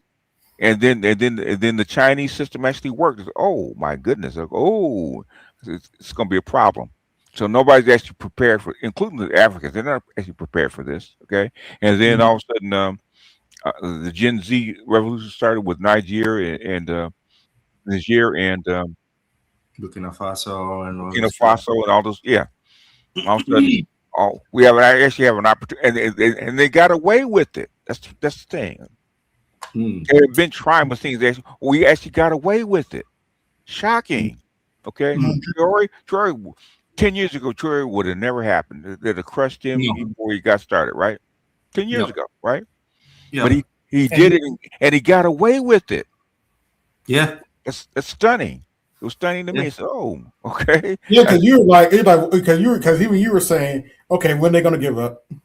Well, the thing is, when is the counterbalance going to happen? Because it always does happen, right? And the thing is, it didn't happen the way we actually thought. He actually got away with it. I said, oh, this is different. I said they really don't have anything in the kitty. Is because they would have crushed this along like Bagbo. Bagbo tried this in like 2010. Same thing, right? And they crushed Bagbo and they crushed Syria. Because what's the name? Tried the exact same thing, right? They tried to have an independent Africa. They crushed that. Okay. Thing. No, you're right. That air base in Niger was taken over. This, you know, the largest was it the largest air base in Africa? The African one, right? Grandson? No, my Yeah. daughter actually. Oh, Yeah, the largest air base in Niger, the African one, you know, was taken over. I think the Russians and the Chinese are now there. You know, this would not have occurred 5 years ago or something like that, or 10 years ago, something like that, right? So, you know, it's a major disruption in not just the geopolitical, geoeconomic, but also the psychology behind the status quo system as we've had it for the last God knows how long. And it's only now you can even see the Russians are still struggling with this to some extent. Yeah. In terms of having a clear sort of psychological position in terms of dealing with just peeling themselves off the West completely. You know, they still go back and forth, and this is Russia, right? Yeah. You know, the Chinese to some extent are a little bit better, but those I'm sure those things happen. In fact, I know they happen. They're still there. I mean, India, you can see converses. Even with your medicines and stuff like that, the Chinese still have trade with the United States. They still haven't separated, so it's still there. Yeah. You know, how many of their students come to Australia or you know, you see this, you go to Hong Kong, you know, it's very much Western oriented in terms of popular thinking. You still have George Street, etc. So there are all this. It's a huge effort to get just decision making in these like tier one heavyweight powers, even conceptually come to terms and wrestle with the changes that are happening now, right? Yeah. Even with Iran, assuming Iran falls, I fully expect that it is very possible that Iran might fall as well. You know, it's possible. It's not likely, but it's possible. Yeah. Yeah, that's what I said. I didn't say likely, right? Oh yeah, anything is possible. Can happen. Yes, because and the reason I'm saying that is because we are still in that convulsion stage. Yeah. Yeah. Remember when you talked about BGS, you and I were talking about the chaos. This is the chaos. Yes. You know, the chips are still up in the air. Things Yeah, can move.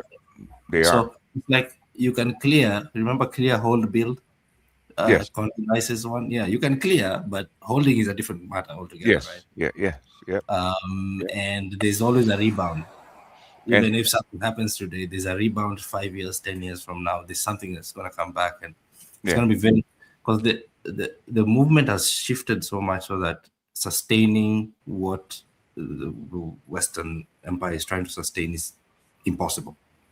You can do a lot of that here and there, pick off this, pick off that, but you can't hold it.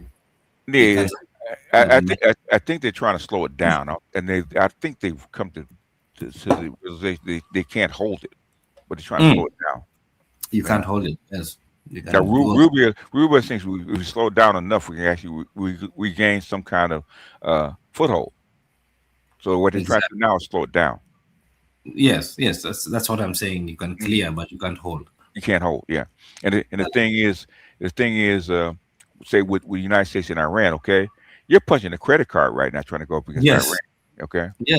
Which is why they didn't let you go against Venezuela whole hog like you wanted to, right? You don't have enough money. You don't have the money to actually go into Venezuela like that, okay? And Iran is a bigger fish, you know, especially if Russia and China get involved. It's a way bigger fish. So I'm saying, I said that. I mean, that's rolling you're playing your last card, rolling your last dice, throw the dice with this one. I said, oh, all right, it's possible, but like I said, like the old black man, I wouldn't do that if I was you. Okay. Exactly. That's the whole point. And then there's the other bit, just to come at your point and support it from another side. Yeah. Even if you're able to do it, assuming it's possible. Yes. But the cost might be too big to actually break it in the long run. I mean, between Charles de Gaulle and Vietnam, that's what drove the United States off the gold standard in '71. Exactly. Yeah. Which is exactly why Congress took the war powers away from Trump to invade Venezuela. You see, because which is it's just exactly why Congress is taking away his tariffs ability right now. He's pissed off about it. Okay, so Yes. so Congress has said, okay, I think Congress as a whole is saying, okay, we tried it for a year. Okay, Yep. it's not working. We're getting ready to pull this stuff back. Okay, like even with ICE, the thing going on with ICE, right? Okay, I've been saying for forever, if Congress decide go to Congress, if they pull that money from ICE, they'll back off. And guess what they did? 3 days, 3 days of conferences in front of the Senate and meetings in front of the Senate and the Congress. That's what they did. They pulled the search. They pulled the search from all the cities. They pulled it. They stopped it. They stopped the practice within 3 days because Congress was going to pull. Same thing with the tariffs. I don't know why they had to wait for the Supreme Court. Okay, but since the Supreme Court ruling came out, okay, Congress needs to come back together and pull back our tariffs authority, which is what they're doing now. So a lot of things that Trump was doing, okay, Congress said, okay, this stuff is not working. We're going to pull this stuff back. So we'll see what they do with Iran, because for the most part, they haven't said a lot. So I think they're still in kind of agreement with what he's doing with Iran and stuff like that. So because they want to maintain the empire. That's like AOC was in Munich. Okay. Oh my God. That was something else, yeah. And why do you think she was there? Okay, she's on board with this stuff. So yes, and also it's pretty much what they did with Kamala Harris, isn't it? Take her there, try and see how you perform in the global stage. Yeah. She a little bit. Yeah, she didn't. To you. She didn't perform as well. So no, hell no. Not even close. But so there's there are all these big meta risks associated with these things, because momentum has already, like we say, the train has left the station, right? Yes, yeah. And so, just circling back to the African thing, there's ultimately the psychological underpreparedness combined with fear, especially for those on the front line, because there are those frontline states. For example, a Morocco, or let's say Nigeria. Those because there's that sort of direct interface with either Washington or Europe. So retaliation might be costly, for example, as opposed to an Ethiopia, which has a little bit more room. And actually, Ethiopia, I'd say, is one of the most proactive ones when it comes to the BRICS side. Sometimes even more than South Africa, to be honest. But I also understand South African dynamics are a bit more complicated. No, very much so. And same thing with Kenya. Complicated. Very complicated, yeah. So there's that combination, then there's that sort of legacy system in place that is just not able to harness these opportunities as effectively as they could. So, ultimately right now, there's still a window, but what I keep telling, my colleagues and folks is that in some way, I'm kind of also doing it as part of my work packages, is to start actually preparing the sort of institutional aspects of what is coming, because it's not fully formed yet, but you want to get your shot in before it's fully formed, because after that it becomes very difficult to, especially these international systems, it becomes very difficult to fundamentally change them once they're set. Just like the Security Council, Mm-hmm. And what India is still paying for the decision by Nehru to not take a seat at the Security Council, the permanent seat. Oh, really? Okay. Yes, Okay. they chose not to do it. Mm. And then that is the seat that went to China. Oh, okay. Okay. It is a seat. Yeah. Yeah. Yes. Shout out to the Clintons. Yeah. No. This was when was this? This was when did China get back? 70s. Nixon. Did they ever see the Security Council back then? I don't think so. Yeah, China was permanent member of the Security Council for a very long time. Yeah. Okay. All right. Yeah, because they did their nuclear thing in mid 60s. I can't remember which year. 68, 67, 68. Yeah, and then they rejoined the UN. Yeah. Because I think Taiwan was the one then. Yeah, it was. Yeah, it was Taiwan holding that seat, and then that was flipped, and then they took up the permanent seat shortly thereafter. Okay. But initially, that seat was supposed to go to India. And okay, I believe it. Decided not to do that. Okay. And that's still paying for that decision up to now. So it's one of those things, again, for a lot of these African states. One, they're not organized internally enough at national level, and then at continental level or regional level, even if it's not the whole of Africa, just like East Africa, South Africa, whatever. Which is why Gaddafi had to go. Yes. Yeah. It works very well for the Europe and Washington and everybody else. It works very well. And for China too. So and for China and for the Middle East. Yeah. All these players that they're interested within the continent. Gaddafi is inconvenient. Let's put it that way. Yeah, significantly so. And so, they're not very well organized internally within the national level, regionally, continentally. And so it becomes very difficult to interact with in a forum that is very global. So we need a Westphalia for Africa, huh? In a way, yes. It's just reorganize the whole idea of what Africa is. Yeah. How you bring together African states. And that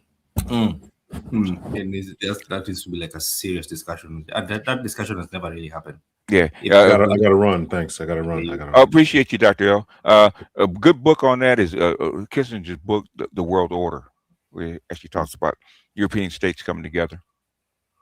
Gotcha. I'll check it out. Thank you. Yeah. Yes, and nice to meet you again, Dr. L. Oh yeah, appreciate you, Dr. L. What's your next? I enjoyed your video on Maggie. Okay, you're live with. Oh Maggie. yeah. Ron Neal is on. Dr. Ron Neal is coming on Sunday. Okay, cool. I'll probably simulcast that one. So cool. And then on Tuesday, got a real interesting one. There's a couple of other PhDs. I don't know them, but they wrote a paper on Kevin Samuels. Okay. So I'm reading that over, and then I'm reading that over, and we're gonna do that on Tuesday. So that'll be a good show. Okay. All right. Keep us informed, man. Definitely will. I'll see you guys. Take care. All right. And we're gonna wrap it up in about 10 minutes. I gotta go myself, and yeah, same. James, you got questions? You better jump in, man. You got anything to add? Yeah. No, also same as you know. Yeah, we've been pulled all over the place. But hey, we're still waiting for you, BGS. I mean, I still have a border. I bought a border. Hey man, I gotta get my picky right, man. So yeah, you gotta give that Russian dude competition. Man, I like the boaters, man. I think the boaters out there doing crip walks and stuff like that, man. So yeah, the boaters are the same. What was that thing with the boaters, man? Going after the other transporters, man. What was that, man? About a couple of weeks ago, actually burning vehicles and stuff like that. What was up with that? Yeah, normally it has to do with Is it competition? Competition? Competition, Mm-hmm. but also there's politics because okay. getting into political season, and normally the people who mobilize Mm-hmm. tend to be the border borders. Okay. So let's say you're the member of parliament, right? Mm-hmm. And I am the challenger, right?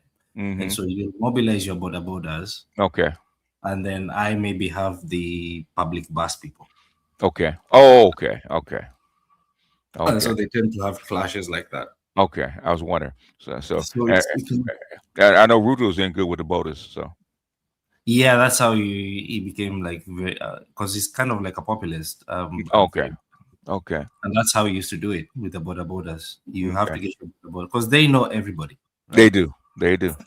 So, and also they know who a lot of them, and this is how kind of, but like the whole border thing was set up as a Mhm. way, of course, this is the youth jobs thing, Okay. but it was also set up during the third President Kibaki's administration in particular. Although it didn't start, the thing didn't start there, but it was expanded massively with government intervention as a way of also getting, the guys who would be mugging, etc., off the street. Oh, okay. Yeah. Yeah. Okay. So, Give the thugs some work, huh? yes. Yeah, So you have a cheap loan. Okay. You can organize yourselves, get Okay. a few borders, and Mhm. then do something with it. Okay. Okay. And it works to some extent. So a lot of these guys know if you want, let's say you're a politician, you want a goon. They know. It's a coming right up. Okay. I know Yeah. that's who to talk to. Yeah. Yeah, Yeah. they are the guys to talk to. Yeah. Because they interface either directly or indirectly with those guys. So that's where that stuff comes from. as long as they're paid right, they'll deliver. Yeah. Oh yeah. Yeah. That's the thing. If you grease them properly, Yes. they'll do your work for you. Yes. And Yeah. very effective in campaigns. And now we're in campaign season because elections are next year. Oh, okay. Now I get it. Okay, that's what. Because there was a big thing like a couple of weeks ago about them burning a couple of vehicles and this kind of stuff. So I said, what is this Yeah. about? Yeah. Yeah, it's normally you get those guys to come in and do things for you, and Mm-hmm. and also because whenever they borders, like let's say you get them to come to your event, Mm-hmm. the way they do it in such a way that it generates a lot of attention and traction because you'll have like 100 borders coming in with all this blocking their roads and doing all these things. So that is very good media. Because you have the spread is pretty big, so that's where the borders come in, and sometimes they do these things, but they're very effective campaign. Mm-hmm. Oh well, they're the underground. So yes, the borders yes. are the connection to the underground. Let's put it that way. Yeah, yes, Yeah. the connections to the underground Mm-hmm. and the main street. Yeah. They know where the pain points are. They know, okay, Mm-hmm. here when you come here, you have to talk to so and so. You have to speak in this language. Right. You know how we're ethnically organized. Yeah. So if you're like, I'm from the coast, right? And if I Mhm. want to go up country, Mm-hmm. to speak to people there, I Mhm. don't know. I don't know how to speak. Let's say Luya speak. Okay. I mean, even if I know Luya as the language, Yeah. I might Oh. not know what You are the things You don't to know. say. You don't know the slang in Yeah, and what exactly, and what are the items that they like to Yeah. that they're sensitive to.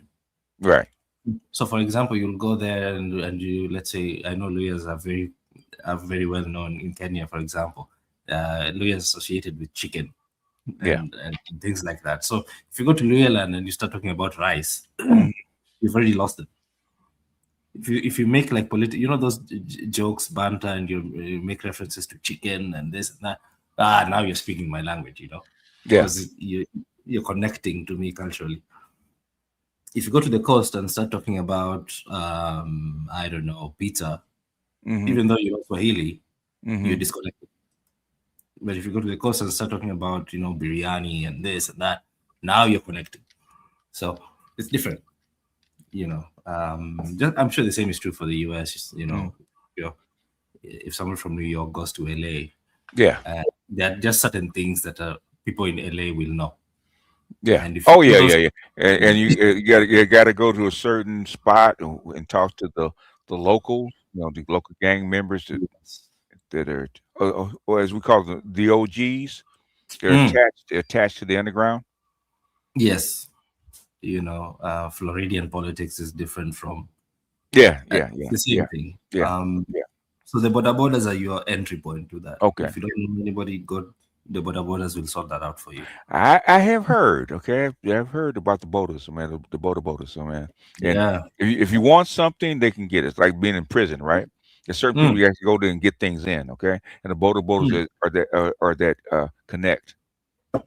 Oh yeah. Whatever you want, they can find it, okay? Whatever you want, they can find it. You know, a lot of, that's why they have a lot of traction with the ladies as well, because I have heard. I said, very I said, you want something? You want some weed? I said, why don't you find a boater? Because they're gonna want to. We're actually gonna want some kuma if I ask. Okay, they exact the price. Okay, it's not free. Yeah. Yeah, and they're also very convenient in terms of like, you know, like for example, we don't have like piped gas infrastructure the way you have it in the US. Okay, so if that's you true. Cook with gas, you buy those gas stoves, those 5 kilo. Yeah, the little propane tank, the tanks. Yes. Yeah. Yes. So, you know, and you can imagine somebody, you know, a lady there, whether single girl or whatever, you know, live in this apartment and at the 5th floor with lifts. Yeah. So who's going to get that for you? It's the border guy. It's the border guys. Yeah, exactly. So they have the border guy in their phones. Almost everybody like knows that the ladies will have a border guy in their phone. It's the propane gas guy, and then he knows where you live. And it's it's rainy. And you got to break him off. Okay. Yeah, and at some point you're like, oh, you know, at some point you form that emotional connection, and it's like, why don't you just come in for tea? And Yeah. It's over. Yeah, I think one of my girls was talking about in Kenya. She was actually arguing with a boater's wife. So, oh yes, yeah, they're going back and forth and say, "Who are you fighting with?" I'm fighting with this with my delivery man's wife. Okay. Said, "Oh, your boater's wife." Okay, I get it. Okay. Yes, So what did you do? I didn't do anything. Okay, all right. You're sending each other text message. Can you come? Oh, my gas is finished, and it's 11 p.m. Yeah, and a lot of them also work at night, so you know, going out to the club, pick me up, drop me off. Yeah. Boaters work like 18, 19 hours a day. They never stop. Yeah, they do. That's the thing. They put in a lot of hours. They put a lot of hours because they had to be out. You know, they had to be outside all the time. So yes, and talking there's also more competition. There's so many borders. So if you're not out pretty much all the time, you get caught up. So a lot of them actually sleep on the borders themselves, and they go home. Literally. You can't. Come on, Doc. Now, they can't go that far. You actually sleeping on. They do. I promise you, they do. I've seen it myself. That is not okay. I know it can be done, but it's not comfortable.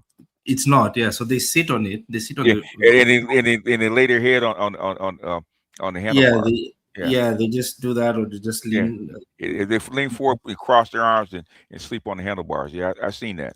Yeah, and they have those heavy puff jackets because the way the thing is designed, like you have to be on the call. You might come anytime. People come to the club. Yeah. So they do it in the mornings. Yeah. Maybe around 10ish, 9ish, 10ish, where it's a bit quiet. People are off at work. That's the time when they go home, take a shower, do this, do that, and then they go back at around afternoon, and then you start again. Yeah, you start again. Yeah, it's I know, man. I got best friends that are hustlers, and it's a 24-hour cycle pretty much. And the whole thing is I don't know how you translate it into Swahili. I'll sleep when I'm dead. Oh yeah, I can type it in the chat for you. I have heard so many hustlers say the exact same thing. 50 Cent said the same thing, man. Okay, I sleep when I sleep when I'm dead. I'll tell you. Let me type it for you. Okay. Give you something that's another Black American expression, man. You can translate. Okay. Yeah, that's the proper way to say it. Okay. Put it in private. Okay. Because pacing the pace is blowing up, man. Yeah, you know the rate at which I've noticed, by the way, people are starting to say things that we say here a lot. Yeah. I listened to your stream with Orion, and I was laughing. Oh yeah. Talk about coffee. Yeah. There's something he said and used. What was it? There's a word he used. In your last stream, I think it was yesterday. There's something Dr. Ryan said, and you said you gotta stop using my word. he talked about the price of coffee, and there was another thing he used. I can't remember exactly what it was. Yeah. But yeah. And then Tate with the gynocracy and all that. Tate. There's nothing, even at the geopolitics side of things, people are not starting to say things that we've been saying all this time, and saying it openly. I'm not responsible for that, though. hey, we still look for Jamal Thomas, though, man. He's been sick, so. Yeah, I saw he's not doing well. Hopefully he comes through. But yeah, I kind of got the impression that he has, maybe his health system is a bit fragile. From earlier on, you can just tell. Yeah. But I hope because this stuff is demanding also, It is, and he wasn't healthy to begin with, so.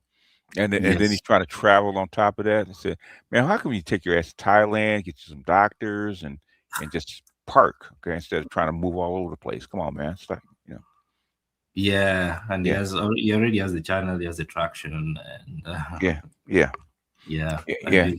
And he's got to be on dialysis, all that kind of stuff. So. Yeah. You just hope he pulls through. Yeah, I do too. And we need him, man. We need him. Yeah. Keep the Africans in the realist space, okay? Well, and some of we know people listen. So. They do listen. They do listen, man. They've been listening since because you know who I am, so I don't have to tell you. They've been listening to me since 2003. So. Yeah. My name is probably well known amongst certain circles. Okay. For good or bad. I don't know which one, but yeah. At least that your name is there. It's at the base on it. It is there. It is there.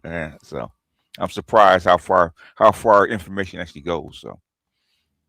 Yeah, it does. It does. Especially, it definitely does. Because I'm hearing these analysts calling themselves black pill. So it's oh shit, it's spreading. Yeah, pleading the fifth. Is that available? Are we in a post-constitutional world now? Are you also being the Joker? Oh yeah. I heard somebody else said that. I heard that. Yeah.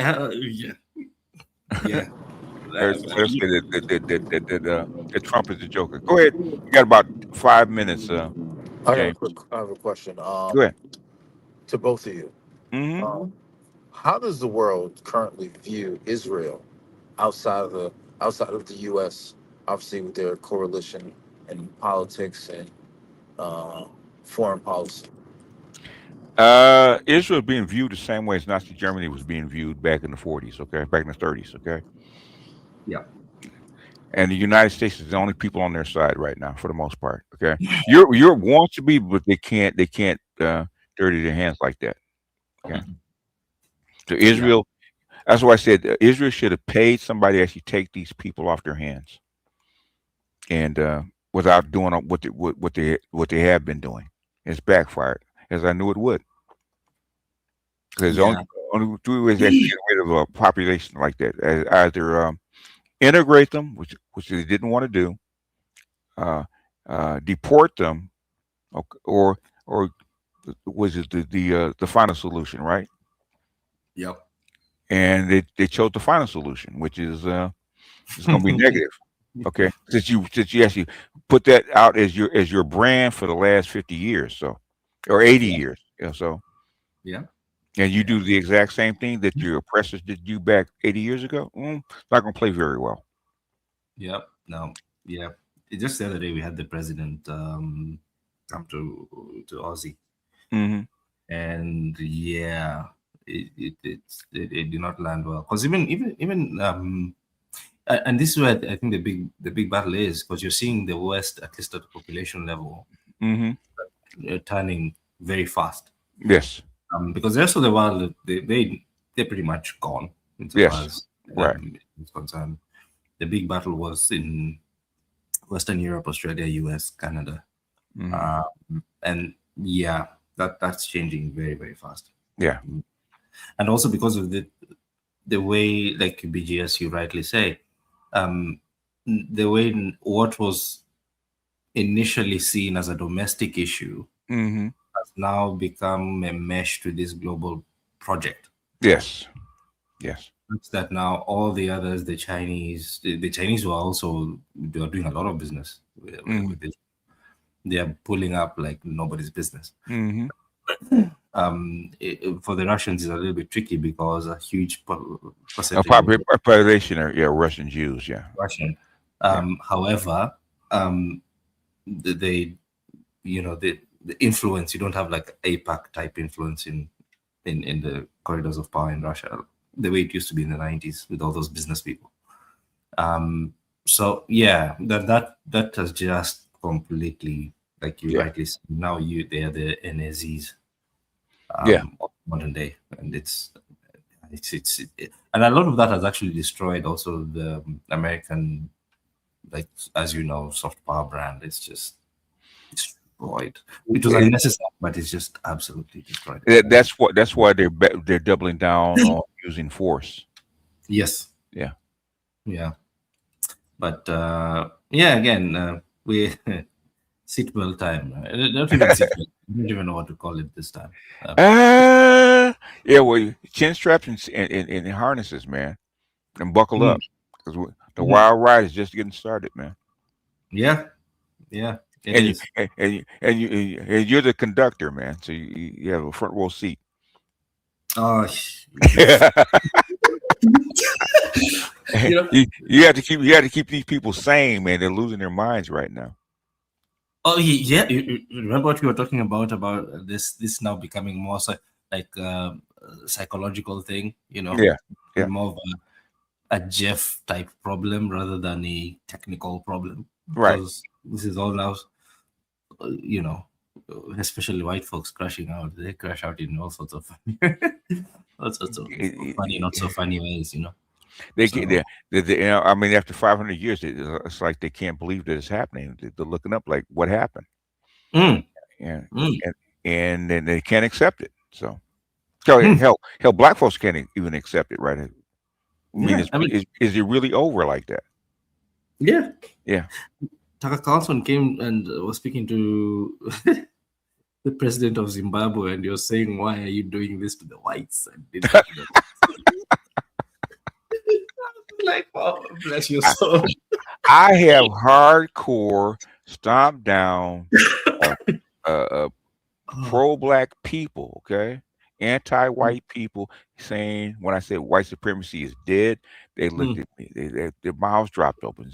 That cannot be the case, okay. Yeah. So it is what it is. But thing is, if I hadn't seen it coming, I'd be saying the same thing. But I saw it coming a long time ago. Yeah. I think this kind of insight is like you always say, it's the 1% of 1%. Yeah, and you probably saw it a little bit after I saw it. So it was headed this way. Yeah. Yeah. You probably said it's a possibility. Okay, that's probably what you said. Yeah, it took me a while. Also, I mean, I'll be honest. It took me a while to actually. Was it before Ukraine or after Ukraine? No, it was quite early actually. For me, because remember in around 2013, Yes. 14, 15, 16, 17, Right. I was actually living in China at the time. Okay. And that was the first indication, because that was the time when they were rolling out the Belt and Road and things like that. Belt and Road, yeah. When Xi actually announced it at Davos with 2017. Yeah, so Okay. the whole internal work was being done from about 13, 14, 15. Okay, yeah. To prepare to roll it out. So I was at USC when they first announced. I think the guy was from Kenya. Actually announced built the East African corridor in 2013. Yes. Yeah, somebody in the chat, it was humiliation ritual. That is yes. Shout out to him. Yes. Humiliation ritual. Okay, I still crack up when yes. That was because of Pop the Balloon. So yeah. And I hear people mention that all. I said, damn, they steal everything. yeah. I cringe every time I see like shots of that show. Pop the Balloon, yeah. Anyway, so that was the time when I really started like saying, "Oh, listen, something's happening here that is much bigger." Because at that time where I worked, I was at one of the UN institutions there, and we were interfacing directly. And one of my advisors was the directly interfacing with the political decision makers around Belt and Road. And when we started talking about it, and and they're asking me questions around how do you build that corporation, and I have legal background, so you work on the institutional aspects. Yeah, because institution with a small I normally distinguish. Like there's institution, like Harvard is an institution, and then there's institution in my world, which means basically rules, those things. Okay. Rules, policy. So I normally say institution with a capital I is rules. Institution with a small I is the organizations, like Harvard. Anyway, Okay. so looking at these rules and what kind of things need to be in place to make this work. Because with as you know, with all you can have the power, the military, you can have the economics, but there's the third pillar which sits behind these two, which is like the frame, the architecture that allows for projection. Right. Otherwise, it's very hard to project without having a system. That's the whole point of SWIFT or NATO, SWIFT, UN, illegal nations, all that kind of stuff. Yes, these are tools to project. Otherwise, like the Russians and the Chinese have a lot of economic and military, but because they lack the institutional architecture, they can't project the same way. Like They don't have the connections, which is where soft power comes. Comes into play. Yeah. And the Europeans are very good at it. Anyway, they've been doing it for half a millennia, so they're very good. Yes. Anyway, so so we're talking about that stuff, and that's the first time I actually started to really understand all these pieces started to make sense, like SEO, then shopping, all these things that I've been doing before. And I was like, oh, this. But even then, I still did not see it becoming what it is right now. I saw it as being like maybe it was going to be subsumed into the G20. That was where my expectation was. That G20 is going to be the vehicle to pull in what you're trying to see, what you're seeing now. Yeah, I also saw G20 is a stopgap coming from the mortgage crisis.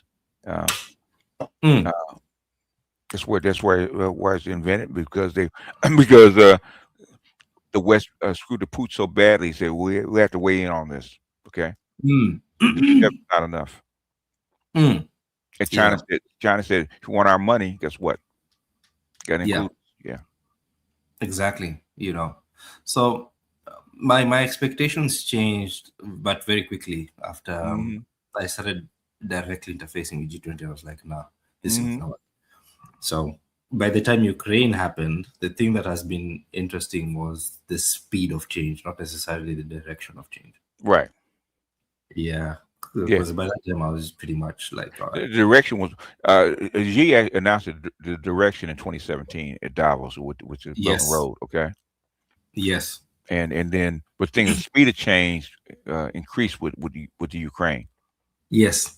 Yeah. Yes. Even China was caught off guard with that one. It's like, oh, so it's got to Yeah. happen now. Okay. Instead of 10 years from now.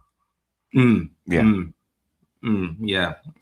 You're right. You're right. So I think, yeah, in general terms, like, those will say, oh, I just saw it from the beginning. Like this thing was, it takes a while to move from the position, let's say pre 2008 Yeah. to now. Yes. And I think that is what has become very difficult, is that flexibility to adopt different worldviews and sort of, or at least the flexibility to understand these other components.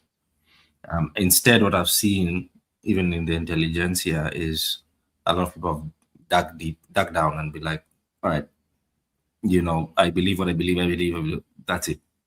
Yeah. Yeah. Just to hold on to that worldview. So yes, yeah. Which is the kind of the safe, quote unquote, default option. So, yeah, and it's fascinating. But that time in China was transformational because they were doing a lot of stuff in Southeast Asia at the time. Huge. Now they're reaping the rewards. Yes. But at that time they were really pushing hard in Southeast Asia. And I was like, this is. I read about. I was hearing about it in 2000. Cause I peeped it with Hewlett in 96. Okay. Right. And I've been keeping up with it ever since then. So about like bit by bit, step by step, and I think the biggest crux convinced me that they're actually going to split was Hong Kong in 97. Yeah, and then West didn't take that very well. Okay.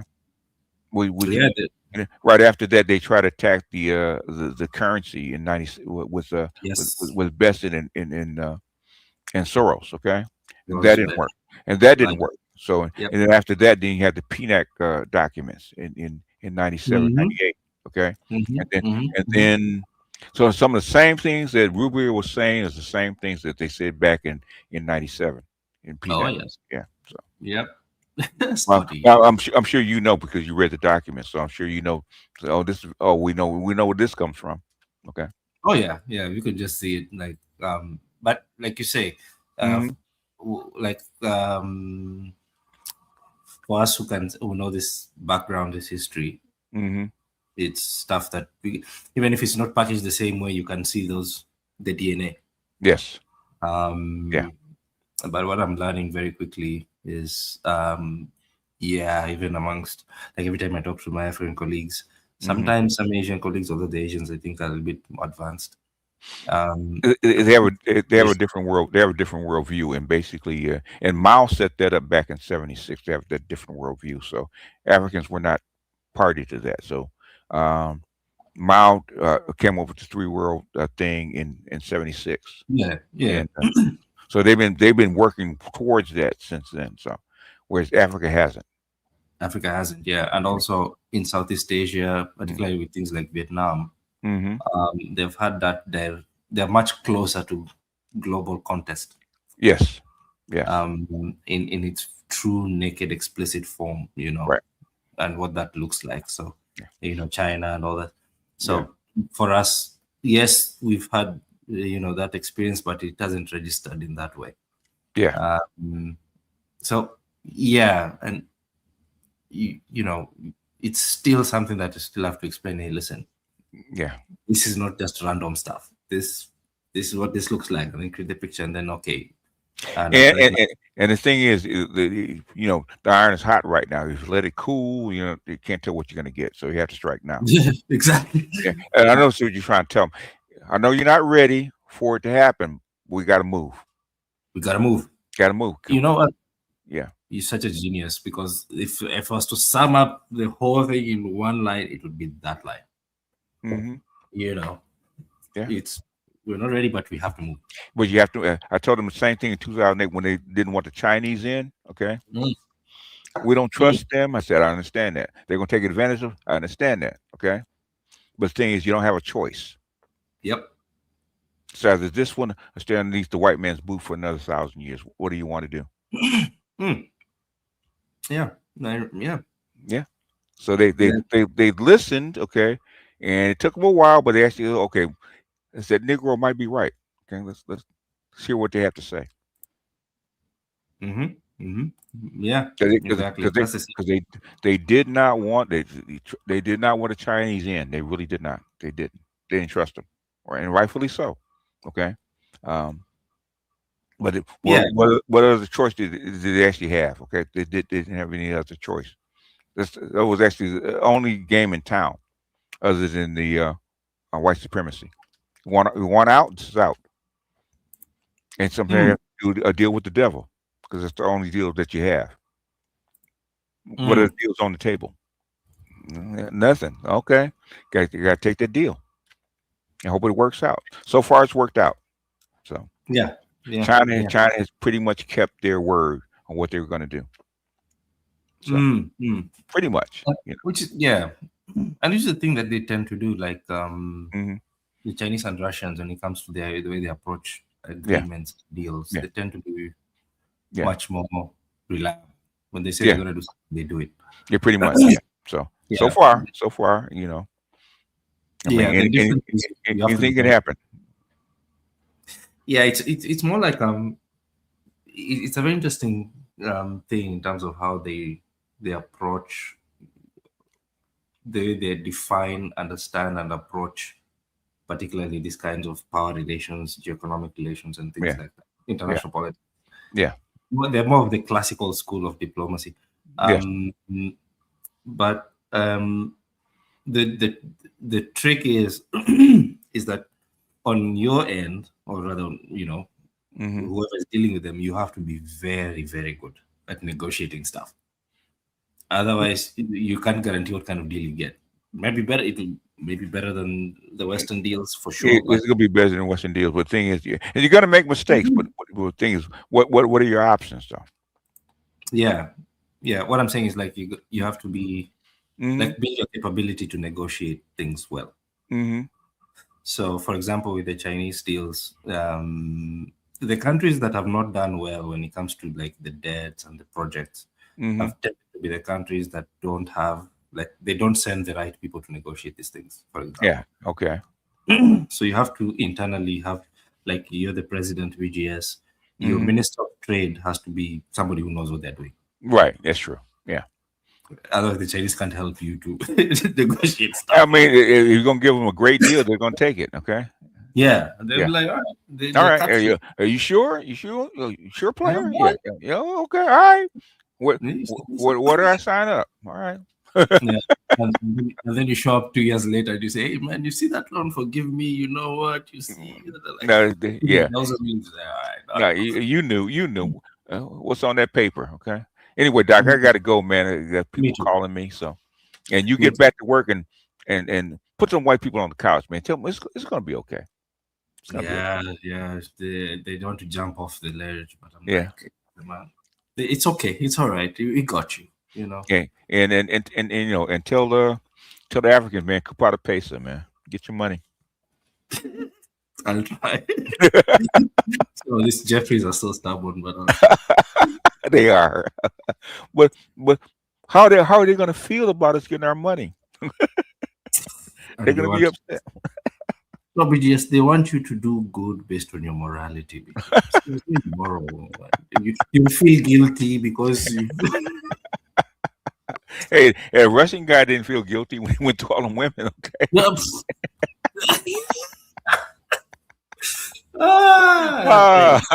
And the women didn't feel guilty about giving it up either. So they don't feel guilty. Just before you go, you know what's fascinating in Nairobi right now? What? They try because we have a lot of these modern feminists, blah, blah, right? So they try to do this thing where they say, "Oh, these are just victims," and it absolutely, because now you can't blame the guys, right? Because the guys are like, there you go, you know. And he said, "Oh no, we should make sure that they're not taken advantage of." Blah blah blah. And the guys are like, "Where? We saw the videos." So the Minister of Gender came out and said, "We need to do something to protect against victimization," and nobody was like, "Nah, shut up, get out."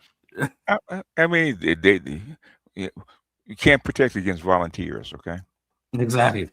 Can't protect against volunteers. But anyway. All right, Doc.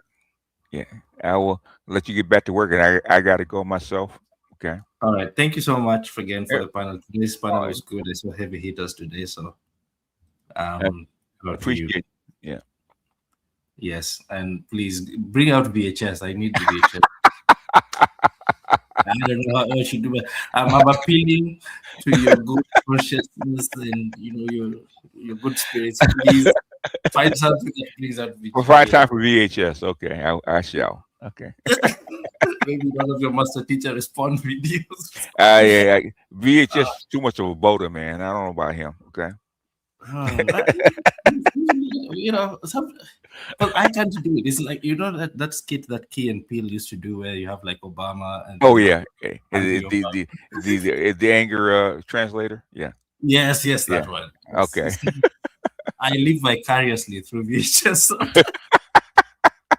Yeah, you can. A lot of stuff I say you can't say. So exactly. So yeah, I know you can't. So that's why I said for you. This is a humanitarian request, please. Oh yes. boy. VHS aid instead of USAID,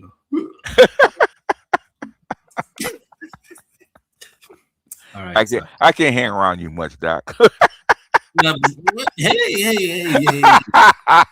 You start this stuff. I'm just a follower. I'm just a drone. I was. Yeah. You and your dusty sandals, man. Your ashy sandals, man. Yeah. I still have those puffer jackets for you and the border. Border. You can't be a border guy without the puffer jacket. What the puffer jacket? Yeah. The wind gets cold at night, man. It does. So it understand. does. Yeah. And a burner phone. You can't be using smartphones. You have to have a burner phone. Those are the three signature. Obama phone and what? A burner phone. A burner. Okay, a burner. Yeah, you got to have a burner. Yeah, those old Nokias. Those yeah. Half jacket. Yeah. And your motorbike can't be one of those fancy ones. It has to be one of those Chinese nice. Your gate, because they have better seating at the back. So when the ladies sit, okay, and you get to feel the dashboards. They have to feel comfortable. When they sit. I heard about the Chinese motorcycles, man, coming into yes, ridden by the boaters. Yeah. Yeah, it has to be one of those. So I can't get a Japanese bike, Doc? No. Oh, really? Too fancy, huh? No, you can't blend in with that one. No, you have to. Okay. They won't trust you with that one. You won't get access. You get the eyeballs, but you won't get access. You want to pull the Russian guy move, you gotta have the standard Chinese motorbike. Okay. Motorbike, okay. Yeah. Plus, they can also sit sideways. You see, some of the ladies tend to sit sideways instead of like sitting the way normal. Yeah. So it has to be convenient for that. Okay. See, once you allow that, then now you're working with something. And they can send you to places, and then you have an accent. This is interesting. Like border from LA. Oh wow. and then tune up, keep it gangster, and do my little crip walk. Oh yeah. Okay, we got you. Yeah. Yeah, this brother has style. He got style. The village celebrity, you see. Next thing you know, you're being asked to bring the propane gas tanks at 11 p.m. 11 p.m. Yeah. Or at 10 a.m. when the guys have gone to work. Oh yeah. And the ladies are at home and they're kind of feeling a bit. I want to cook lunch all of a sudden. That's when you come in. Like, and you come in. Would you like to sit down for a meal? Yeah. Okay. Yeah. Yeah. Okay. Yes. Look at the watch. Oh, I got a little time. Yeah. Yeah, Anyway, exactly. Doc. Exactly. All of us said you should. Okay, we're gonna start something. It's all right. Yeah, we got to. I got to Okay, get out of yeah. here. All right, Doc. All right. So, I'll see you next time. All right. Peace. see you next time.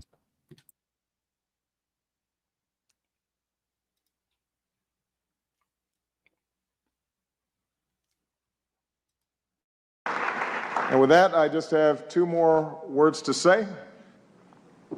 Obama out.